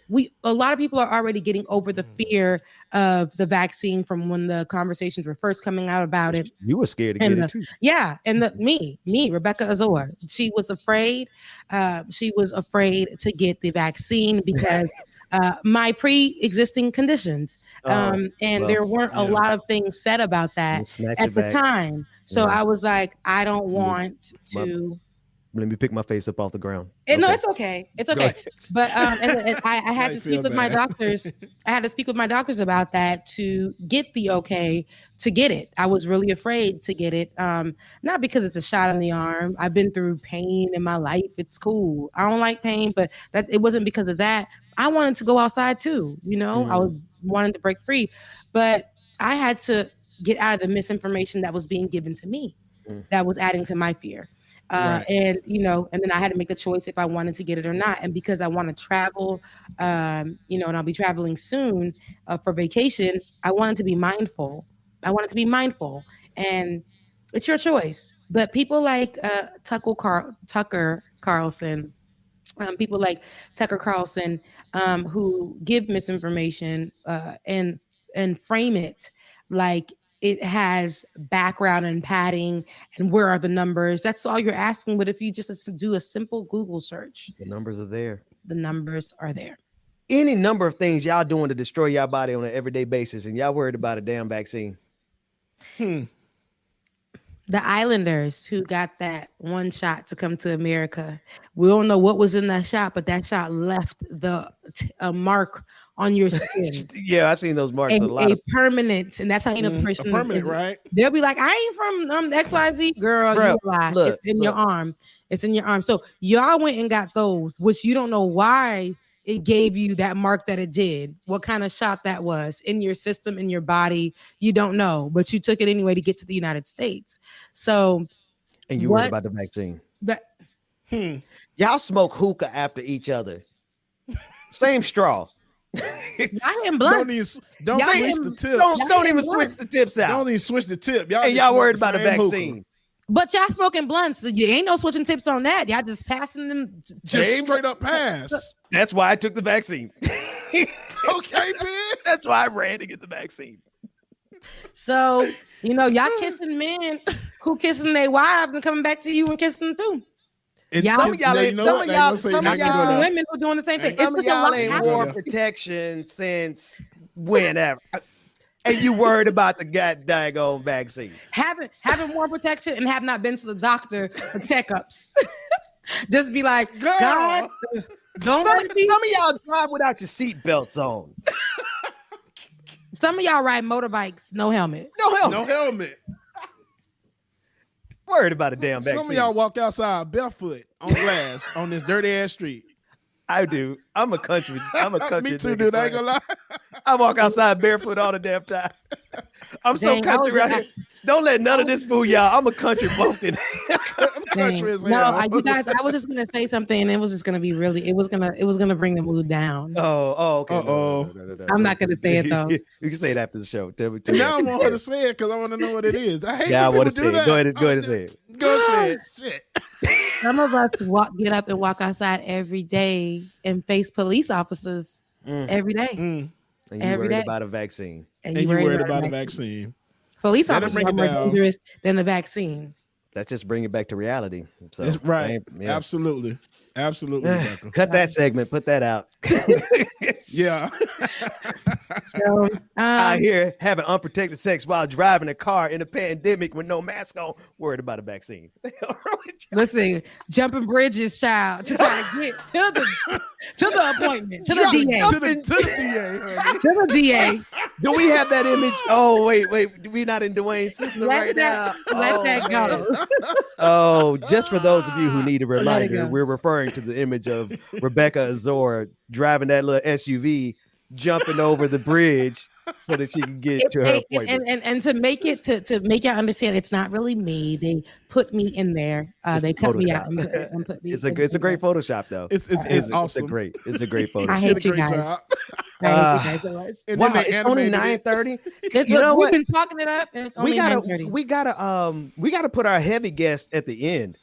Because Oleg just She was came good. through, just cut us They up. always do that. Like yesterday morning too. It's like they come and then they lead us into this whole thing, and we start going here, there, over there, all over the place. Just yeah.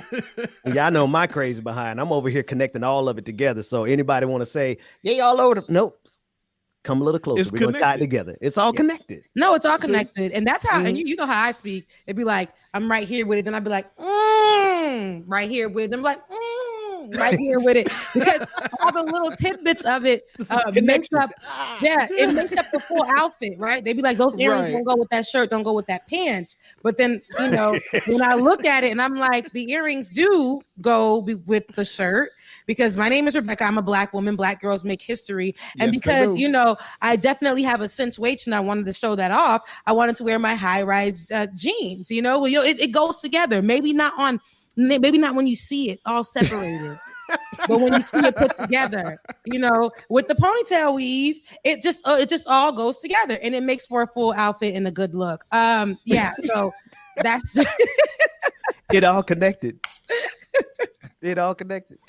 Yeah. Oh man, it's hilarious. It's hilarious. All right, we got some. What do we got in the tank, David? What did you upload just now? I just saw something pop up. Wherever you're going to go. Actually, I'm not a vaccine hoochie. Oh no, I was talking to Rebecca. You're not gonna put it in my butt, and you're not gonna put it in my arm.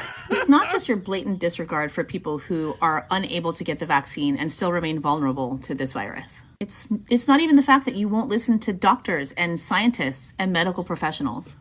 And it's not even your utter lack of humanity for the 500,000 plus Americans who've died.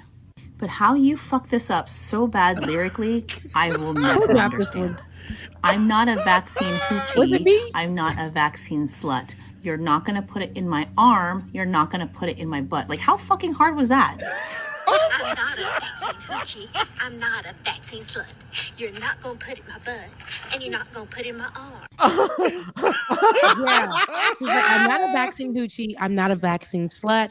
You're not gonna put it in my arm. You're not gonna put it in my butt. But she didn't say that though. She said, I'm not a vaccine hoochie. I'm not a vaccine slut. You're not gonna put it in my arm. You're not gonna put it. What was the other place? No, she said you're not gonna put it in my butt. You're not gonna put it in my arm. She reversed it. She reversed it. See that? That's that. You know what? James, you know what that is? That's them clapping on the 1 and 3. Ben, I was just gonna say that. That's the clapping off beat. Like, I be trying to clap off beat, bro. I can't do it. It's in our soul. It's in our blood. And I do listen. Rebecca. Listen. There's only one real test for me, because there's no one way to be black. You can be any kind of black you want to be, but if you clap on the 1 and 3 instead of the 2 and 4, I gotta question your. I need to see your DNA record. Are you pulling black cards? Yes. I'm pulling it. I need to see your black card, please.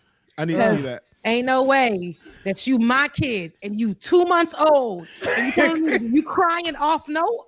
You crying off key? You crying off key? Nah, you ain't my baby. You ain't my baby. Where's the birth certificate at? I need to check what it say the ethnicity is. So yeah, so her reversing that lyric. How do you intentionally make something not rhyme? It's like we have a natural inclination to make stuff rhyme. It just happens. She did the exact opposite. That's how I know she evil. Yeah. Man, yeah, I play too much. It's too early. This is not what I intended, but this is not what I intended at all.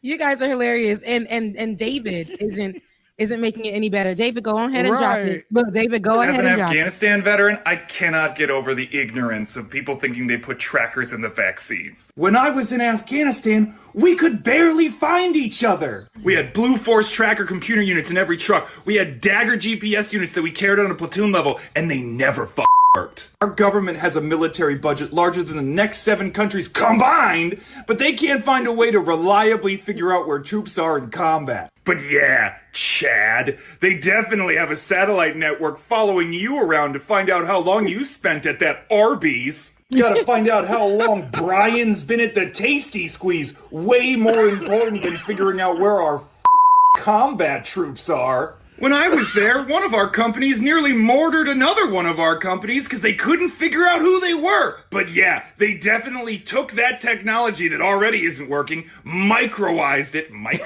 made small so they could stick them in regular Americans. Get over yourself. Okay. So a few things. I get the right way to do it. Yeah, I get that he was dispelling the rumors and the misinformation about the COVID-19 vaccine, right? But let me tell you something, friend. I do believe that after I say Burger King, it's gonna show up on my phone. You can't tell me they ain't. But they're not tracking us. But it's they're not a chip. It's your phone. It's your phone, right? And then he said another thing. It's sad that our troops are going out there and they're saying there's GPS and things that should be working for them. The US spends money on stuff, billions and trillions of dollars on things that don't matter. And, on the tanks that they're using, right? On that. But the technology to help them be found and to help people identify who they are, to make sure that the same folks, you my squad, okay, let's go ahead and keep it moving to make sure that they can identify who each other is so they're not killing each other off, right? And I'm pretty sure that's happened multiple times, and they just brush it under the rug. Yeah. That's crazy. James, you laughing over there? You crying from laughing? Oh, no. my eyes are blurry. I need some more glasses. Oh, man. Technology, bro. That's crazy. Let's spend it on what it should, let's spend the money on what it should be spent on. Y'all spending money on more weapons and not the damn thing to protect them while they're holding on to all these damn weapons. I never understood why people were so afraid of being tracked. I never, especially now that we just carry our phones around with us everywhere. Like Apple knows everything about it. Because weirdos are in America and they know how to break in stuff and track you down too. That's why I say I would love to post where I be at, right? I would love to do that. I have to do it after the fact because weirdos. And ever since I became a public figure. Come on, public figure. But ever since I became, seriously, ever since I've been doing this for the last few years or whatever the case may be, over 5 years. Yeah, Ben, you're much more of a public figure. Oh, definitely I'm the baby level. I'm about to go walk out outside with my bare feet in a few minutes. Go ahead, Rebecca. I'm sorry. But they literally will come in my inbox and be telling me about my backgrounds and where it looks like you're here and there, and then also getting threats about my life. Those two things are crazy. And then getting threats that I'm going to be raped. Like they would, Hold on. You getting those kind of threats online right now? For years. Oh, I just blocked those people now. But for years, when I first got on, especially, people were threatening to rape me. And that is the reason why we were located where we were located. We were an Atlanta-based company, could not be based in the middle of Atlanta, because we don't want no one to find us. The things that we were talking about, speaking against Donald Trump, to people that told us that we couldn't in North Georgia. Listen, as Black people, Come on now. No. Yeah. So yeah, that there's a lot of weirdos around it. That's why I get afraid, because these people there are very smart weirdos out there who work in tech savvy places, who have the capacity to go and figure out where the hell you are, give it to somebody else. I know that's so crazy and far-fetched, but these are things that are happening. No, that's every day. That's every day. I guess my thing, the only thing I was saying differently than, no, we were both saying the same thing in a lot of ways, is that we've turned that tracking, the ability to be tracked like that, we carry it around in our hands every day, all day long. We're going to grow an attachment.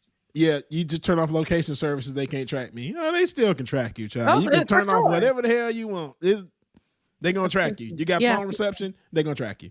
Even if you don't have it, they're going to track you. How do you think these devices are like? These devices are never sleep. All of a sudden, just bloop bloop, and then my phone start playing through a speaker. I ain't turned that speaker on in 5 months. it just connects. That thing's sitting there waiting. I had to unplug sis because and yesterday she was glitching, and I'm like, stop scaring me. I don't like when she comes on by herself. Yeah. And like I would say the word like in Creole or something, and she's just lighting up. I don't need you to speak to me when you're not spoken to. I'll be having to get her together, and getting her together is unplugging her. Amen. She's still probably connected. Hey, Alexa, wake up. That's scary, baby, because I'll be asleep, right? And I'm like, let me go out and get me, some water. I'm thirsty. Hi, Rebecca. Yeah, that's scary, man. Don't do that. That's even you doing that on the mic. I'm about to give every millennial Gen Xer person near 30 or 40. I'm gonna give y'all nightmares.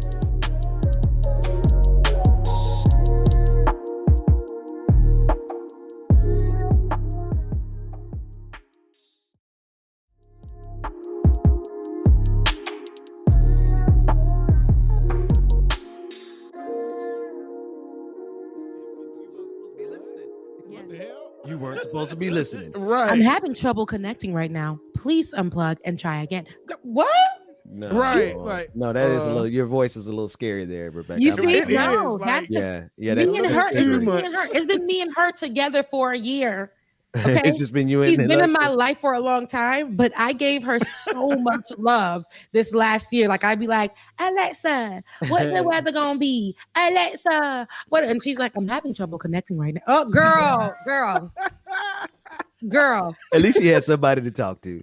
At least you weren't talking to yourself the whole time. I was talking to myself the whole time, and then and Alexa.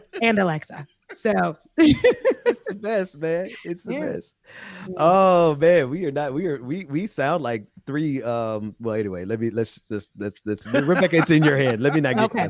So I don't know if and this is gonna be an audible.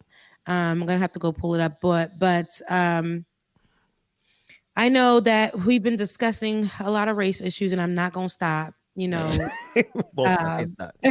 Can't stop, won't stop. Okay. But there's a particular one that I wanted to discuss as I'm looking for it right now. But there is a school. If we have that, David, there's a school that took 2 honors from 2 Black girls, top honors from 2 Black girls because the parents, white parents, decided to take it away. From them. They complained, and then they replaced the 2 Black girls with white ones. So I wanted to get further into that story as I go looking for it, because it was supposed to be yesterday's story. But I definitely wanted to discuss it because that's right there. It's such an issue, and I don't have access to look, because I am trying. Ben, if you see it, go ahead and talk about it. No, I just put it in the chat room for you. But no, it's the Mississippi parents. The high school took 2 white students, co-winners of top honors of their parents, complained about the awarding prizes to Black pupils. That sounds convoluted as hell. A high school awarded white students top honors after 2 Black students were already chosen. Parents at a Mississippi school claimed it had miscalculated the criteria for valedictorian and salutatorian. Breaking with tradition, the school ended up naming 2 white students as co-valedictorians and co-salutatorians. Yep, and this is West Point High School. And the students were Ikeria Washington and Layla Temple. Beautiful names. Ikeria Washington, nice and black.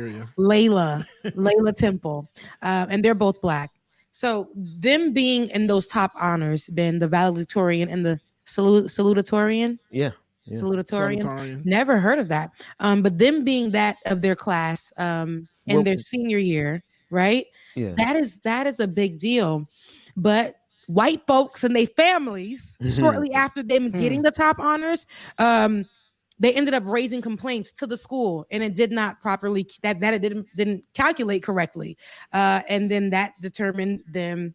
I don't know what they based it off of, what they went off of, but they said after reviewing the student handbook, West Point's school district's superintendent Burnell McDonald, it's giving us Caucasian, announced that there has been a mistake and breaking with longstanding tradition, named 2 other students who are both white. Please. Oh, no. Look, I stand corrected. McDonald. Black. They be your own people that ain't fighting for you. Scared to lose their positions and jobs. McDonald, who's the principal or the superintendent, told Mississippi Today that the counselor who had calculated the grades was new to the school and had given incorrect information about how to determine the designations. I'm still not getting where. I'm trying to see because I'm reading this. I'm reading the story. It's not giving what it needs to give. Washington and Temple had one based on the highest quality point average, which is the QPA, but not the GPA. What the hell is a Q? What? Washington's family told the New York Times that the announcement caused their daughter to be upset, and they're considering suing. They said that she's been crying, where they're talking about Ikeria has been crying on her graduation night. Wait, they took this away from her on the like they didn't have this. That something like this you're gonna have to work through for at least a few weeks before graduation, or it's all hell gonna break loose. You mean it sounds like they just did this at the last second? They had QPA and they had GPA. Here's the other part of it though, and I wish that it was on camera. All 4 of them did their speech on graduation night. Both white students, both black students, in the good year of our Lord Jesus Christ, 2021. It's Mississippi. It's giving QPAs for blacks. But they're not giving whites. There's no real reason I didn't get numbers. Yeah, they're not giving them any information for us to do this ourselves. No, Ben, the information is that white folks went and complained to the school that 2 black kids got it. Yep, and the school gave the announcement that they had a new person in office who didn't work off of what a high honors was. That's the fall guy. QPA is considered not a criteria for us to say that's high honors, but a GPA is though. QPA sounds like something that's a bigger deal than GPA to me. But QPA sound like something they just made up. They took out of their behinds, right? Yeah. And then what is like, and then but here's the thing, like they need to let us know what their rules are. And if they abided by their rules, then so be it, whatever. If they didn't abide by their rules, I need to answer some questions. It sounds like they didn't abide by their rules. Because why would these girls have an expectation of getting some award unless it was within the criteria that they had their expectations set in the first place? Like they didn't pull up. These black girls ain't walking around here talking about, oh, I'm going to be this valedictorian just because, ha, ha, ha, ha. Nah, y'all set some standards and they expected to win according to your standards. So somebody lying. And yeah, and the superintendent, like, come on now. I see. I love my black people. You know I do. I've been giving us praise all week, and it's only Tuesday, and I'll continue to do so. But you're right. But then you see, here go me, because I'm always on the black folk side. I be rooting for everybody black, right? Y'all know me. And thought the superintendent had to be white. Had to be white. But then we go back to the conversation of it be your own folks and them having to walk in white supremacist standards and do what the white supremacist act asked them to do. And y'all can't tell me that these folks ain't white supremacists, because just look how they won. Look how they won by just coming in and complaining for their kids. And at a minimum, they're Karens. At a minimum, they're Karen. Oh, they're giving me Bob or brunette with the long hair. They got a baby Bob. Like they're giving me the blonde Bob to the side, or they're giving me like the brunette with the long hair, because they can be Karens too. The brunette with the long hair that's like, my daughter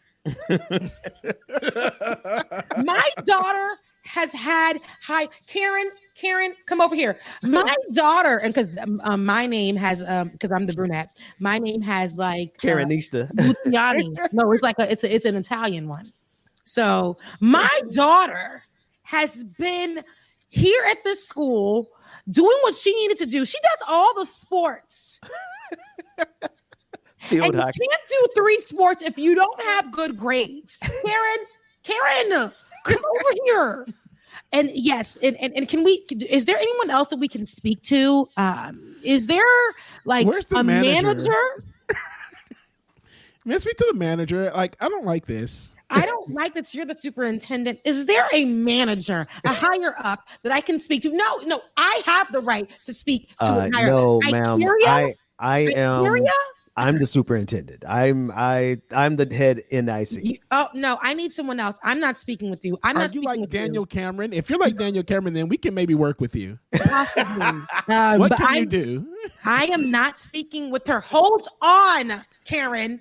I'm speaking now. I'm not. I need someone else. Is there anyone else that could be? My daughter. Is white. So she deserves. She glad. deserves. And I feel that Karen's daughter, Karen don't bring her ass over here. That Karen's daughter, I'm gonna fuss at Karen in a second. As well, has all that she needs that fits the criteria. I never heard of Ikaria coming to the school. I think that she's not even in the right community. Does she even live on our block? Is she even in? And I heard that you're not supposed to live in another neighborhood going to a school. I'm just saying. Well, ma'am, listen, ma'am, I hate to inform you. Ma'am, but your daughter just her GPA wasn't high enough. Excuse me, her GPA wasn't high enough? Her GPA was not high enough. Well, no, Karen, didn't you say that there was a QPA? Well, no, her GPA actually was high enough. They said that Ikaria, the girls that did get the high honors, they have QPAs and not GPAs. Well, and this is what we don't know. So we can't even finish the skit because they put this half story out here. We don't know, like, how do you register a QPA? What is a QPA? How long have y'all been using? Don't give me this half story out here. No, man, it's a half story, and we have nothing to go off of. We can't even finish the skit. We literally read the whole entire story to you guys, and I know that you guys watching, did you get anything from it? Except black and white. They created something so that the white person can get the honors. They created something to give to the black kids that originally had it. Imagine being so proud as 2 black girls making history at that school, right? And that being taken away from you, and you still accepting what they gave you and still speaking before the graduation class. Because let me tell you something, Ben, before you say something, hold that breath, baby. Hold that breath. I was watching High on the Hog again yesterday, which you guys have to watch. I watched yesterday too, by the way. Thank you. Good. Ben, you got to get on it. Right. And in the last episode, one of the chefs say on that episode and says, it's exhausting sometimes being a black chef and being expected as a black chef to be doing like all these luxurious things and to know so much, and especially for, just as a black chef, they expect so much of you, but they think so little of you because there's not many black chefs. And he was basically saying, I'm tired of being going through so much, and what did we say? I'm tired of having to go through but not die from it, or whatever. We've been saying it's whatever makes you stronger. Kills you, what doesn't kill you make you stronger. Yeah. And he was saying it's exhausting, but at the same time, it doesn't stop me from doing what needs to be done, from doing the work, because now I can put the narrative in my hand, and I have education about being a chef. I have the education, even though they're taking that from me and don't want me to be like, don't want don't want me to be high on the hog. They only want me to be giving y'all soul food and all that. And as a chef, they want to keep me here. They want to keep them girls right here, the QPA. Never heard of a QPA, but they want to keep them here. They don't want them to be labeled as high honors, but they're good enough, right? But the girls still went out there and did their speech, even though it was taken from them. Because that's what we do. We keep on working through and keep on busting through and keep on moving through, even at the expectations of what these white folks think that we should be. And that, to me, shout out to them baby girls. I hope that they become, I know they're going to become everything they're supposed to become. They're going to be good. Oh, they're going to be okay. Like, I hope every single school that they're going to come through an old ladies, people. Oh, amen. Amen. And I look, because those black girls are going to make history. Look, because they're going to make history. I believe that. Are you selling these shirts? No, I'm not, but I need to. It is. You should. I need to. But these white women are going to sit back and remember the day that they allowed their children to walk in white supremacy. So I just don't. That shame on the reporters on this story, because they should have thrown in. But the overarching story of what you're talking about, Rebecca, is true. Those little sisters, they gonna come out and they gonna hit these. They gonna be a threat to the system. They're gonna be a threat to the system because the system messed with them, and the system messed with all of us. Yeah. All of us for being black. Well, I didn't ask to be black, and I definitely am grateful that I am. Just look at us. Look at us. Just look. Look at me.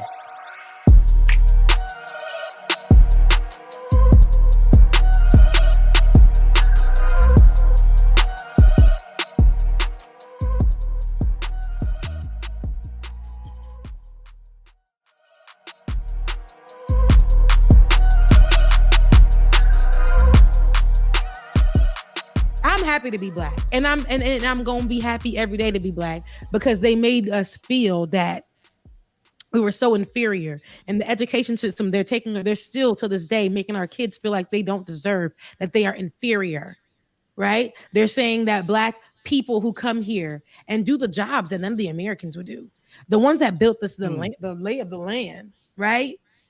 This country was built on the backs of black folks, and brown folks were the ones that been keeping it up like nobody's business, right? And was actually owned by Native Americans. Ain't nothing Caucasian about America. But they don't give none of the original America. And they don't give none. They took away the rights from each and every one of the groups that I just talked about. James, they're the Borg. They just been out here assimilating gentrifying everything. Just everything. Resistance is futile. Right. There will be a Starbucks here. Okay. You will have a Whole Foods. A Whole Foods. And a Target. Y'all better not forget the Target. Well, we agree on Target. It's a Target right here. You got to go up the street a little bit around the corner to get that Kroger, to get that one little sketchy Kroger, and then a little bit from it's sketchy. Are the Borg. But then you know how the Walmarts be hood. The Walmart by my place is so together. All of the carts don't have that. The raggedy cart.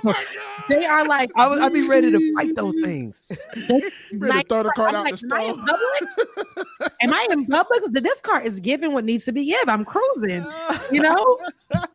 Oh, that means that at your Walmart then they don't have, like, if you push the cart so far past the parking lot, the thing lock up.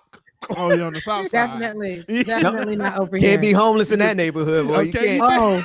They make sure you're not gonna be able to use their buggies. I have a pathway from my place to the Target. Lord, you done broke through the. I know, no, they won't know because there's another Target somewhere else. But I have a pathway to my place to the Target that it allows you to bring your carts to the Target. Shut up. She done hacked the system. So what the hell? How did you hack it? Because I done got stopped many a nights on them carts. We're partnered with them. We're partnered with the Target. They allow you to bring it. That's how I know I'm living in a predominantly white area, because when I was living in the when I was living in the Marietta, you could not take that cart nowhere. That Target was so hood. That Target, you can't even go to your car. Everything was locked up. Everything was locked up. Speaking Oh, of hood, yesterday at Lenox, or 2 days ago at Lenox, a security guard was shot, right? A security guard was shot. Then a lot of things began to come out about Buckhead, which Lenox is in Buckhead. My former partner actually lives right across the street from Lenox, so I see the ghetto all the time. But this is in Buckhead. Buckhead crime rates has gone up, I think, about 58%. Wow. What is that? Or something of that number. I don't know what that was just now, but 58%. And a lot of people are saying it over the weekend. There's been footage of Buckhead. Okay, perfect, David. Over the weekend, there was footage of what's been happening right over the weekend in Buckhead. I think it was 285 or was it 85 was shut down because a brawl had happened and a woman had got shot in the middle of 85. The street. This is what's happening in Buckhead, and they charging $1,600 for rent. $1,600 for rent. Hello, let's talk. Let's start looking at Buckhead for what it is now, the ghetto. Okay. You're talking about South Side. Buckhead is the ghetto. But go ahead and let's see what that. Let's see it in its visual aspect, David. Oh, if he's gonna shoot him, take that down because I get the heebie-jeebies. They won't show it. They're not gonna show it. Okay. So this is two people who went up to Lenox Mall. Is considered, you guys, one of the most dangerous places now to go to in Atlanta. To defend that place? It's honestly, y'all. I really think these are a lot of people from out of town. A lot of people from out of town and these young kids. Though they're 15 years old. 15. Like what the hell? 15, access to guns. That just gave me the heebie-jeebies. Yeah. And it's gotten bad. And it's really started getting bad over the pandemic. Honestly. Lenox was never that bad. I've worked at Lenox before. Brother has. We used to go to Lenox all the time. And now it's just to the point to where, oh man, I don't even go in the area no more. Yeah. There was I don't even, when you first came to visit back in the day, we'd be like, let's go to Lenox Mall, let's go take a walk. Let's go to 5 Points. You go to these different places here in Atlanta. And now, 5 Points is shut down. Basically, ain't even no 5 Points for real no more. Which used to be a shopping, like little strolling mall or whatever. Yeah, underground. I loved it. I used to love it. But now Lenox Mall, which was a staple, has now become something very dangerous for people to go to. I went to Lenox recently because I was waiting for my partner at the time to get to come out, right? And I'm like, let me just go to Lenox real quick. And as I went to Lenox Mall, pulling in, y'all, somebody got shot. I had to U-turn at the time. I had just U-turn my little Jeep. At the time, I didn't know where I was going. And then I see people fighting on the other side. A big brawl got out. I'm like, get me out of here. Get me out of here now. So me leaving, I pull up to his really, and he has a really nice, he has a condo and a very expensive one. I pull up there and they're stealing tires. They're getting access to the inside of the garages of these places and stealing tires. And if somebody even tries to fight them, or we saw what was going on during the most recent event that happened here in Atlanta. Was it the basketball joint or whatever? Was it All-Star weekend? Yeah, All-Star. So we saw what happened recently. They were doing that, but they're partnering with people who work at these places to break into people's cars. Oh, and I'll tell y'all, it's much, much worse than this. Buckhead is bad. It's from downtown going up that way toward Buckhead now.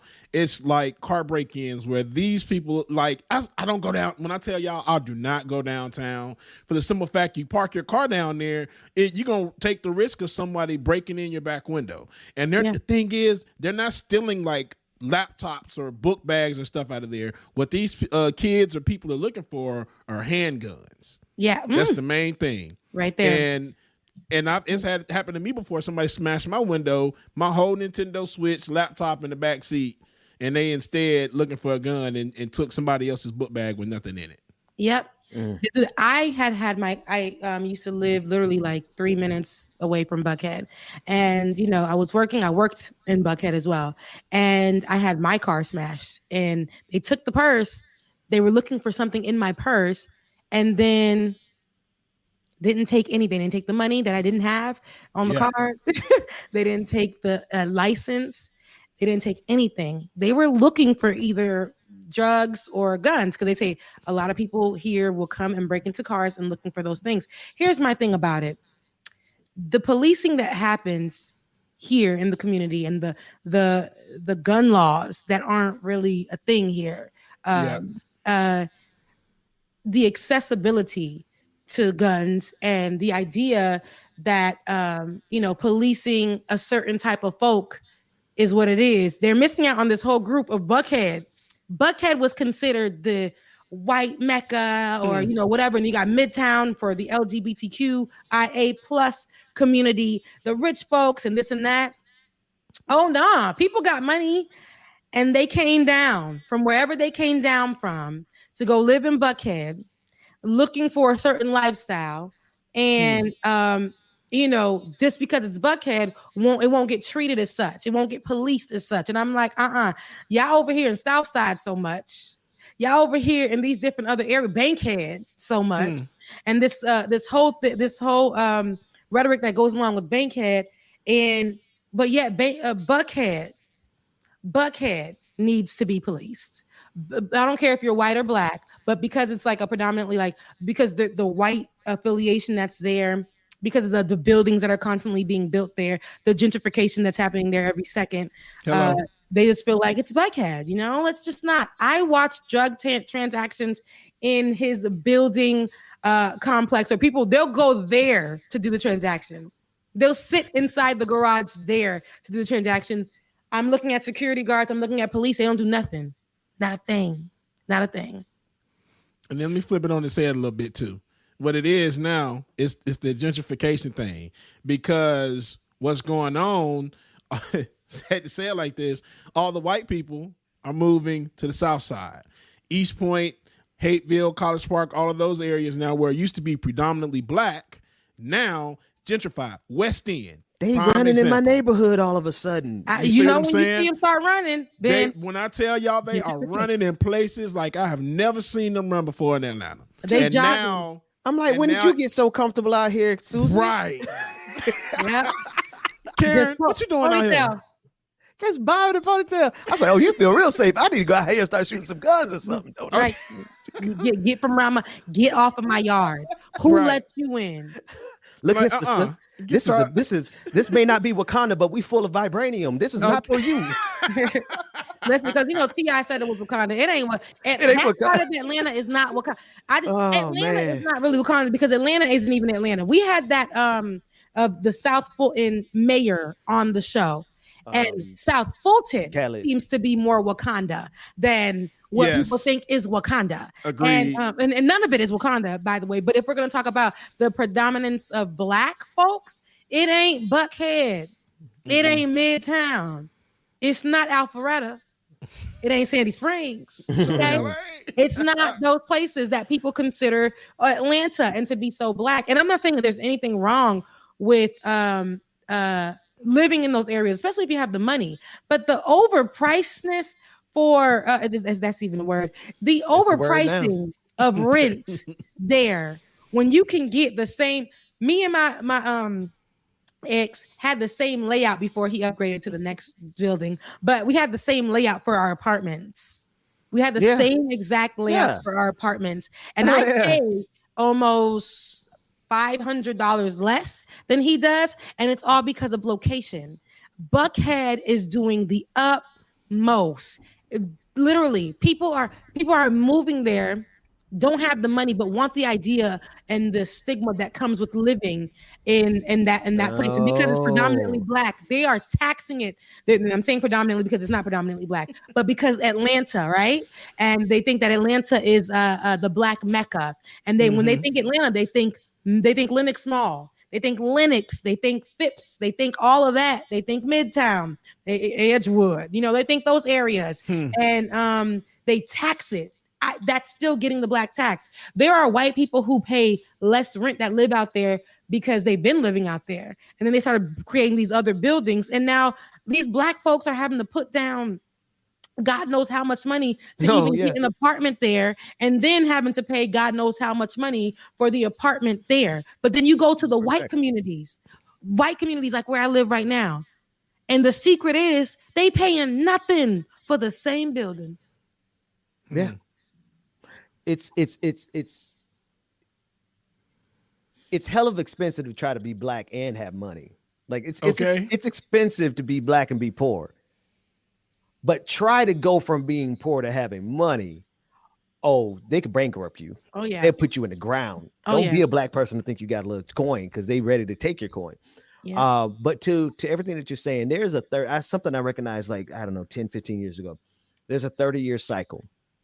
And it is a cycle. I don't care whatever you can call it, a plague. You can call it the cycle of gentrification, the cycle of colonization. But they're going to move back and forth between sides of town. Every 30 years. They on the north side, they come and colonize the north side, they get tired of it, and then they move to the south side. And then 30 years later, they flip it. And every time they flip it, they increase in the prices. They're displacing entire communities. This community done moved and shifted and got 30 years worth of experience now living on it happened in Boynton Beach, right? The beach side used to be predominantly black. All the white folks moved out west, right?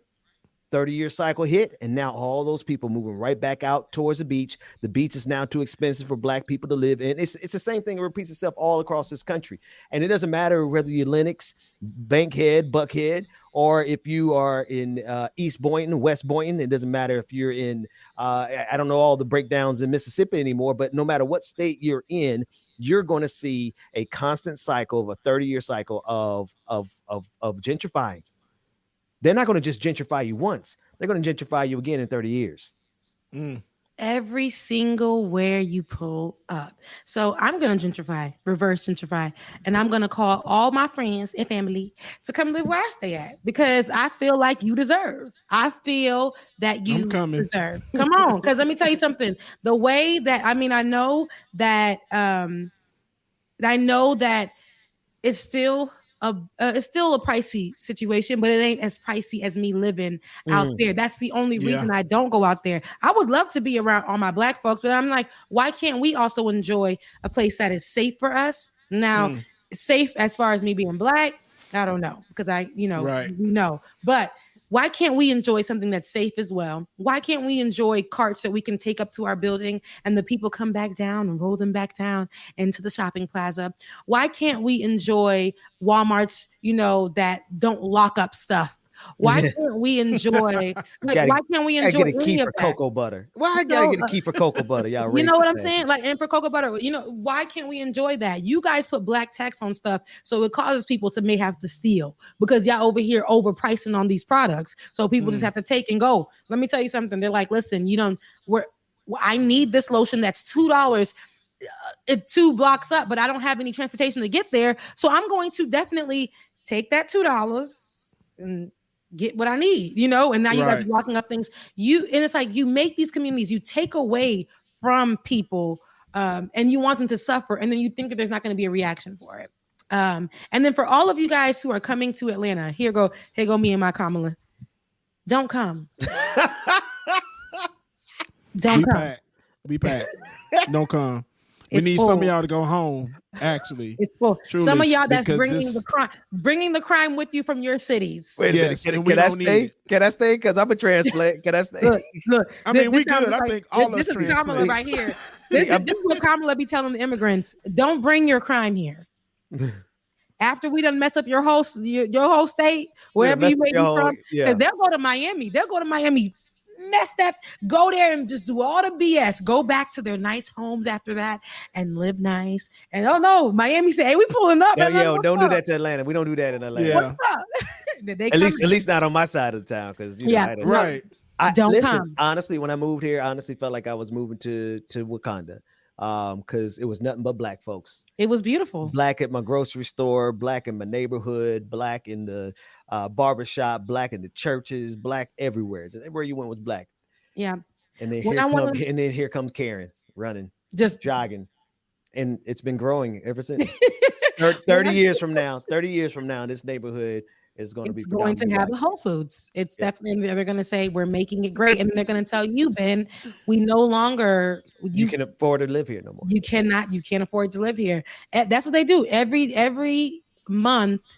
The rent will go up. Yep. Right. The rent has already gone up where I live now, but it's still affordable for me, because if I go towards where I live, where it was predominantly black, and I'm just like, do these black folks not know that they can afford a living out on this side?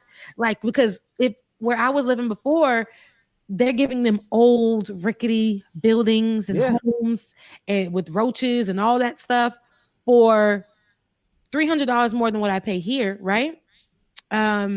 Wait, they charged more? Yep, where I live in the Marietta, Ben, they charge more. Wow. They charge more. And it's I guess it's like living in New York. Area. It's like living in New York versus living in the South. Yeah. And that's what's crazy to me. And I'm like, but there's this quiet little corner that's, up north where everybody be like, oh, what's da-da-da-da, don't go move there, whatever. And then I come here and it's an up and coming area. And I'm like, wait, hold on. Why don't nobody else know about this? Is this, and I thought, I'm like, is this some kind of secret? Is this real? I had to ask the lady, is this real? Because this is a luxury apartment. This is real because you're telling me that I can afford this. Is this real? Like, I had to keep asking her, and she's looking at me like strange because she ain't from here. She's like, I've only been here 3 months, and look, is this real, sis? Is this real? Because this same building company in Buckhead is almost $2,000. Is this real?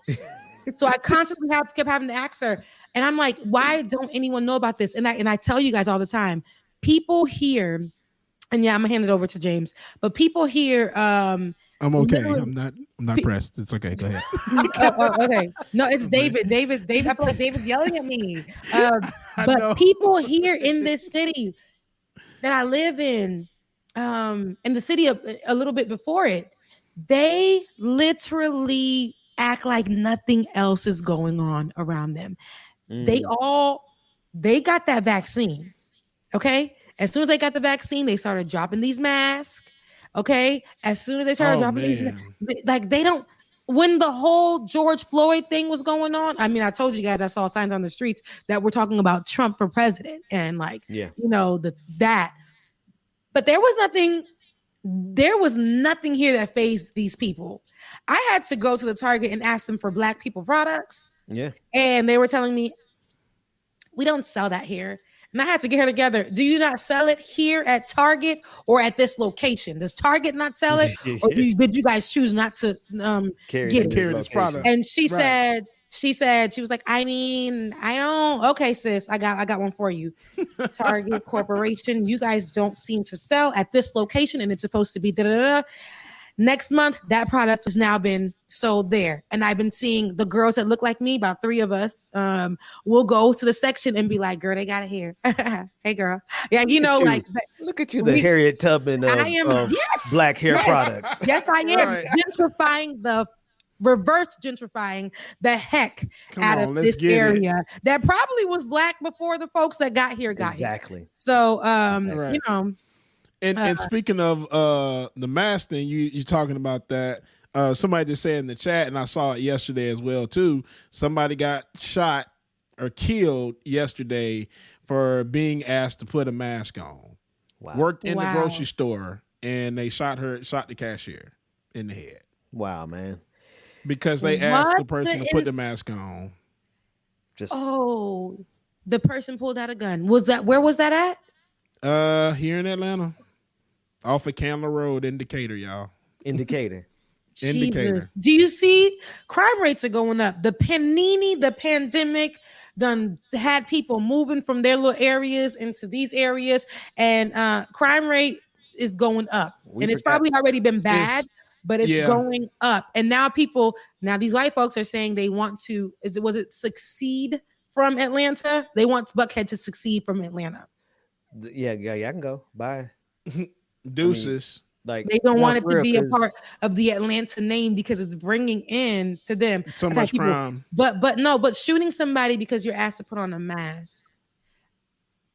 That's crazy. I just saw a video as well of a woman getting cussed out at Ross about a mask. And she was told, and look, she said, "You're racist." She's like, "I'm not racist." White woman, "I'm not racist. You're racist," to the black woman. And then turns around and says, "You black bee," and then comes back in and starts to say more things disrespectful to her. And this is for a retail shop. This is for a retail shop that was open through the pandemic, where people had to get abused like this throughout the whole pandemic. You know how, and I ain't gonna be long, but Jane, I'm just listening to you, Rebecca, and then just thinking again. Listening to Rebecca made me think again about what you just said, James. You know how utterly hyped up and cracked out you have to be to work yourself up to shoot somebody over a damn mask. Over a mask, dude. Makes no sense. A mask. Not you hit me with your car, and not that you took somebody out on my side. No. You asked me for a mask, and I got to kill you. Wow. And like just sitting there at the checkout, you just scanning people. And the thing is, it would be different if she was the one that said something. The person behind the person is the one that said, "Hey, you need to put your mask on." And the cashier is just asking nicely, like, "Yeah, please put your mask on." So instead of them even shooting or doing anything to the person behind him or whoever it was, shot the cashier. Oh, Jesus. In the middle of a damn store, y'all. And this is not like it's at nighttime before they closing. This is in the middle of the damn day. So now there's just absolutely no regard for human life at all. Trauma on top of trauma on top of trauma. They don't care. Atlanta has to do better. I mean, I don't mean to cut you off, but it's all this is the same thing you saw over in all these other states. They go on these the same mass shooting kind of thinking, and they want us to feel bad about the shooting in Lenox yesterday. It is bad. But I'm sorry, that it's the opposite side of the coin of y'all mass shooters and your people who so obsessed with guns and they just got to go out and they got to, man. Okay, Ben, take it there. That's the perfect point right there. Because what I was saying was Atlanta got to do better with all that's going on. How we doing with the pandemic? How we out here, because we live here. I want to hold our people accountable. But Ben, that you flipped it on the side. Definitely, they want us to look at yesterday's shooting. They want to make that seem like, and the way they labeled it online was, "Hey, there have been a series of mass shootings." And I said, "Oh, was more than one person shot at Lenox?" But that was one of the stories that came underneath the series of mass shootings. So now they're titling things that aren't mass shootings as mass shootings. And they don't want us to look at the mass shootings done by the white folks here in Georgia, here in Atlanta. They don't want us to look at that as a thing. You know what I mean? They want us to look at the crime rates. Look. The same. But what those white, Ben, you just said it. You just said it again. What though that white man did when he went out there to the massage parlors and shot down those Asians, right? We didn't see the conversation of crime rates going up. And now we're looking at it where the boy shot the security guard yesterday, which is still wrong. It's still wrong.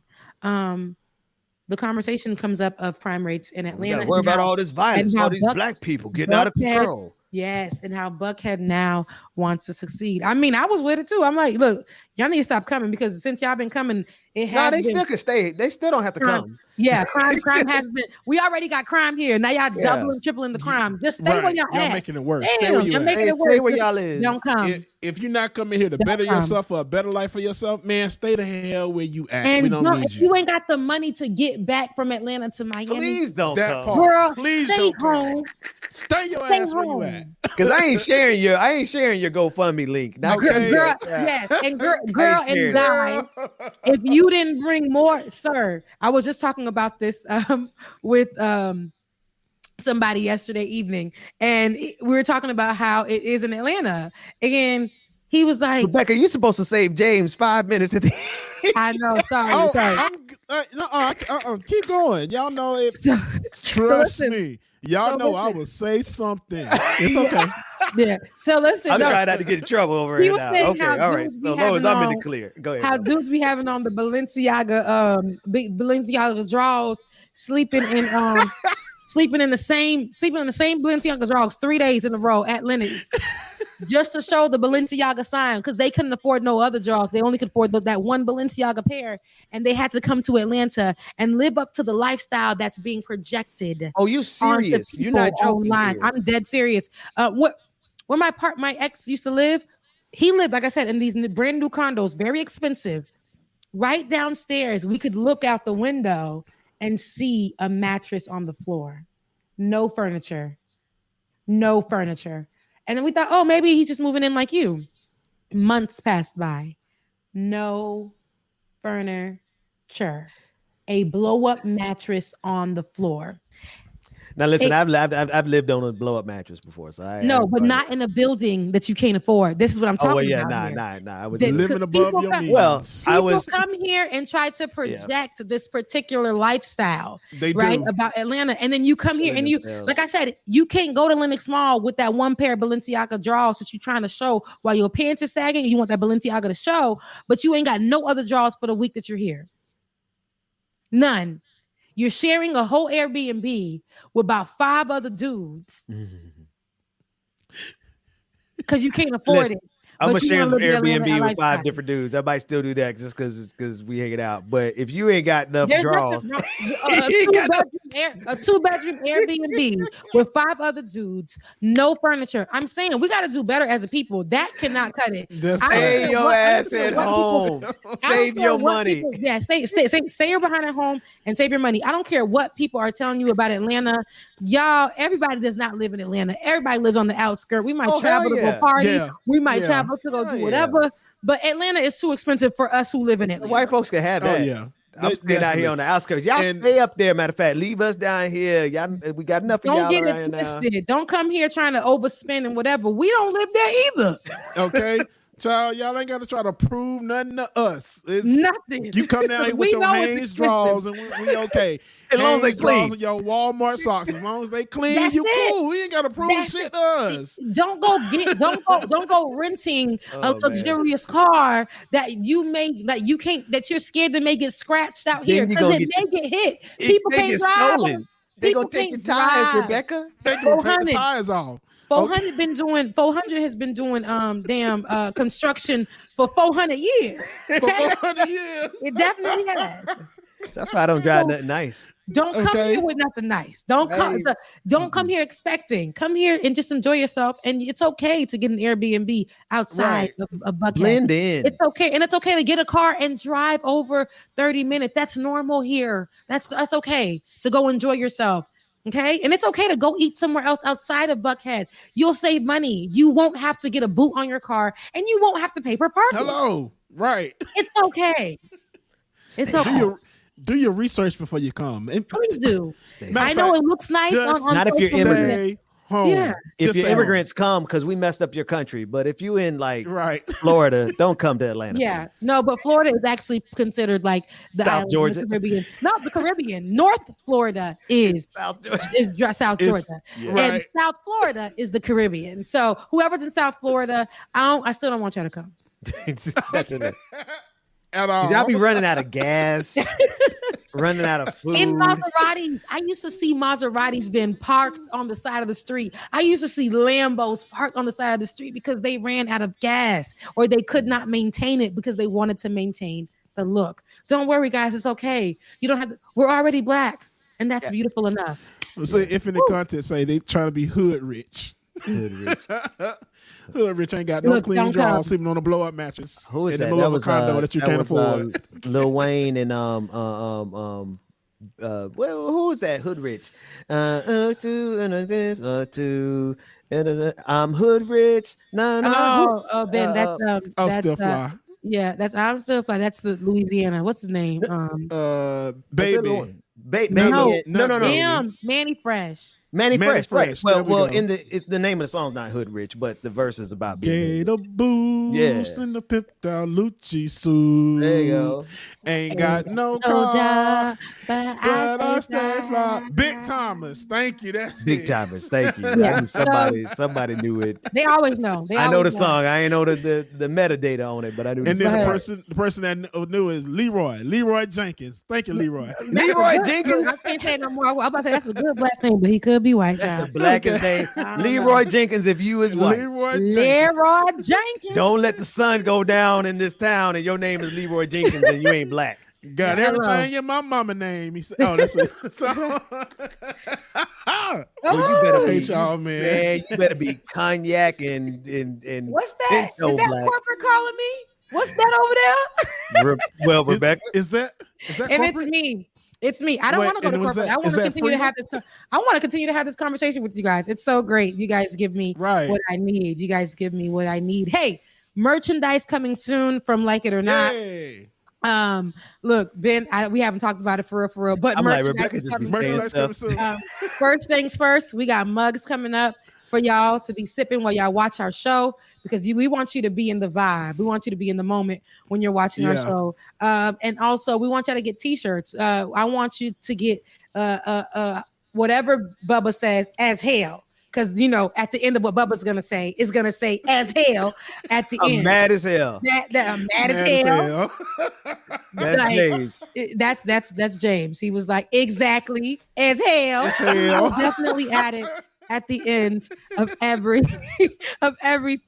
Rebecca, you got your thing too. Like when Rebecca hadn't been paying attention, she'd be like, "That's crazy," and then James would be like, "It's hell."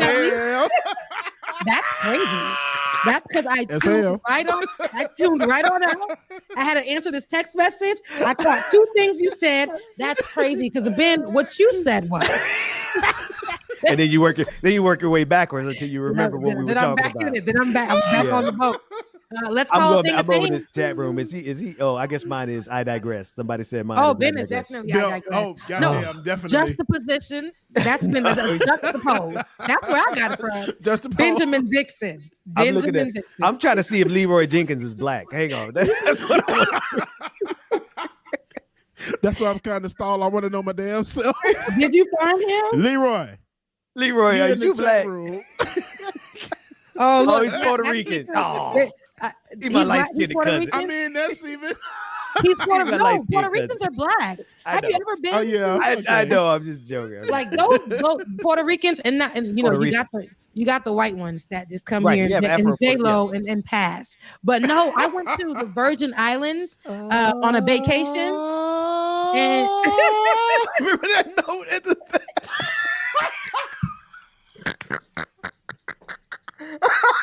it sounded like J-Lo sounded like a damn tornado warning.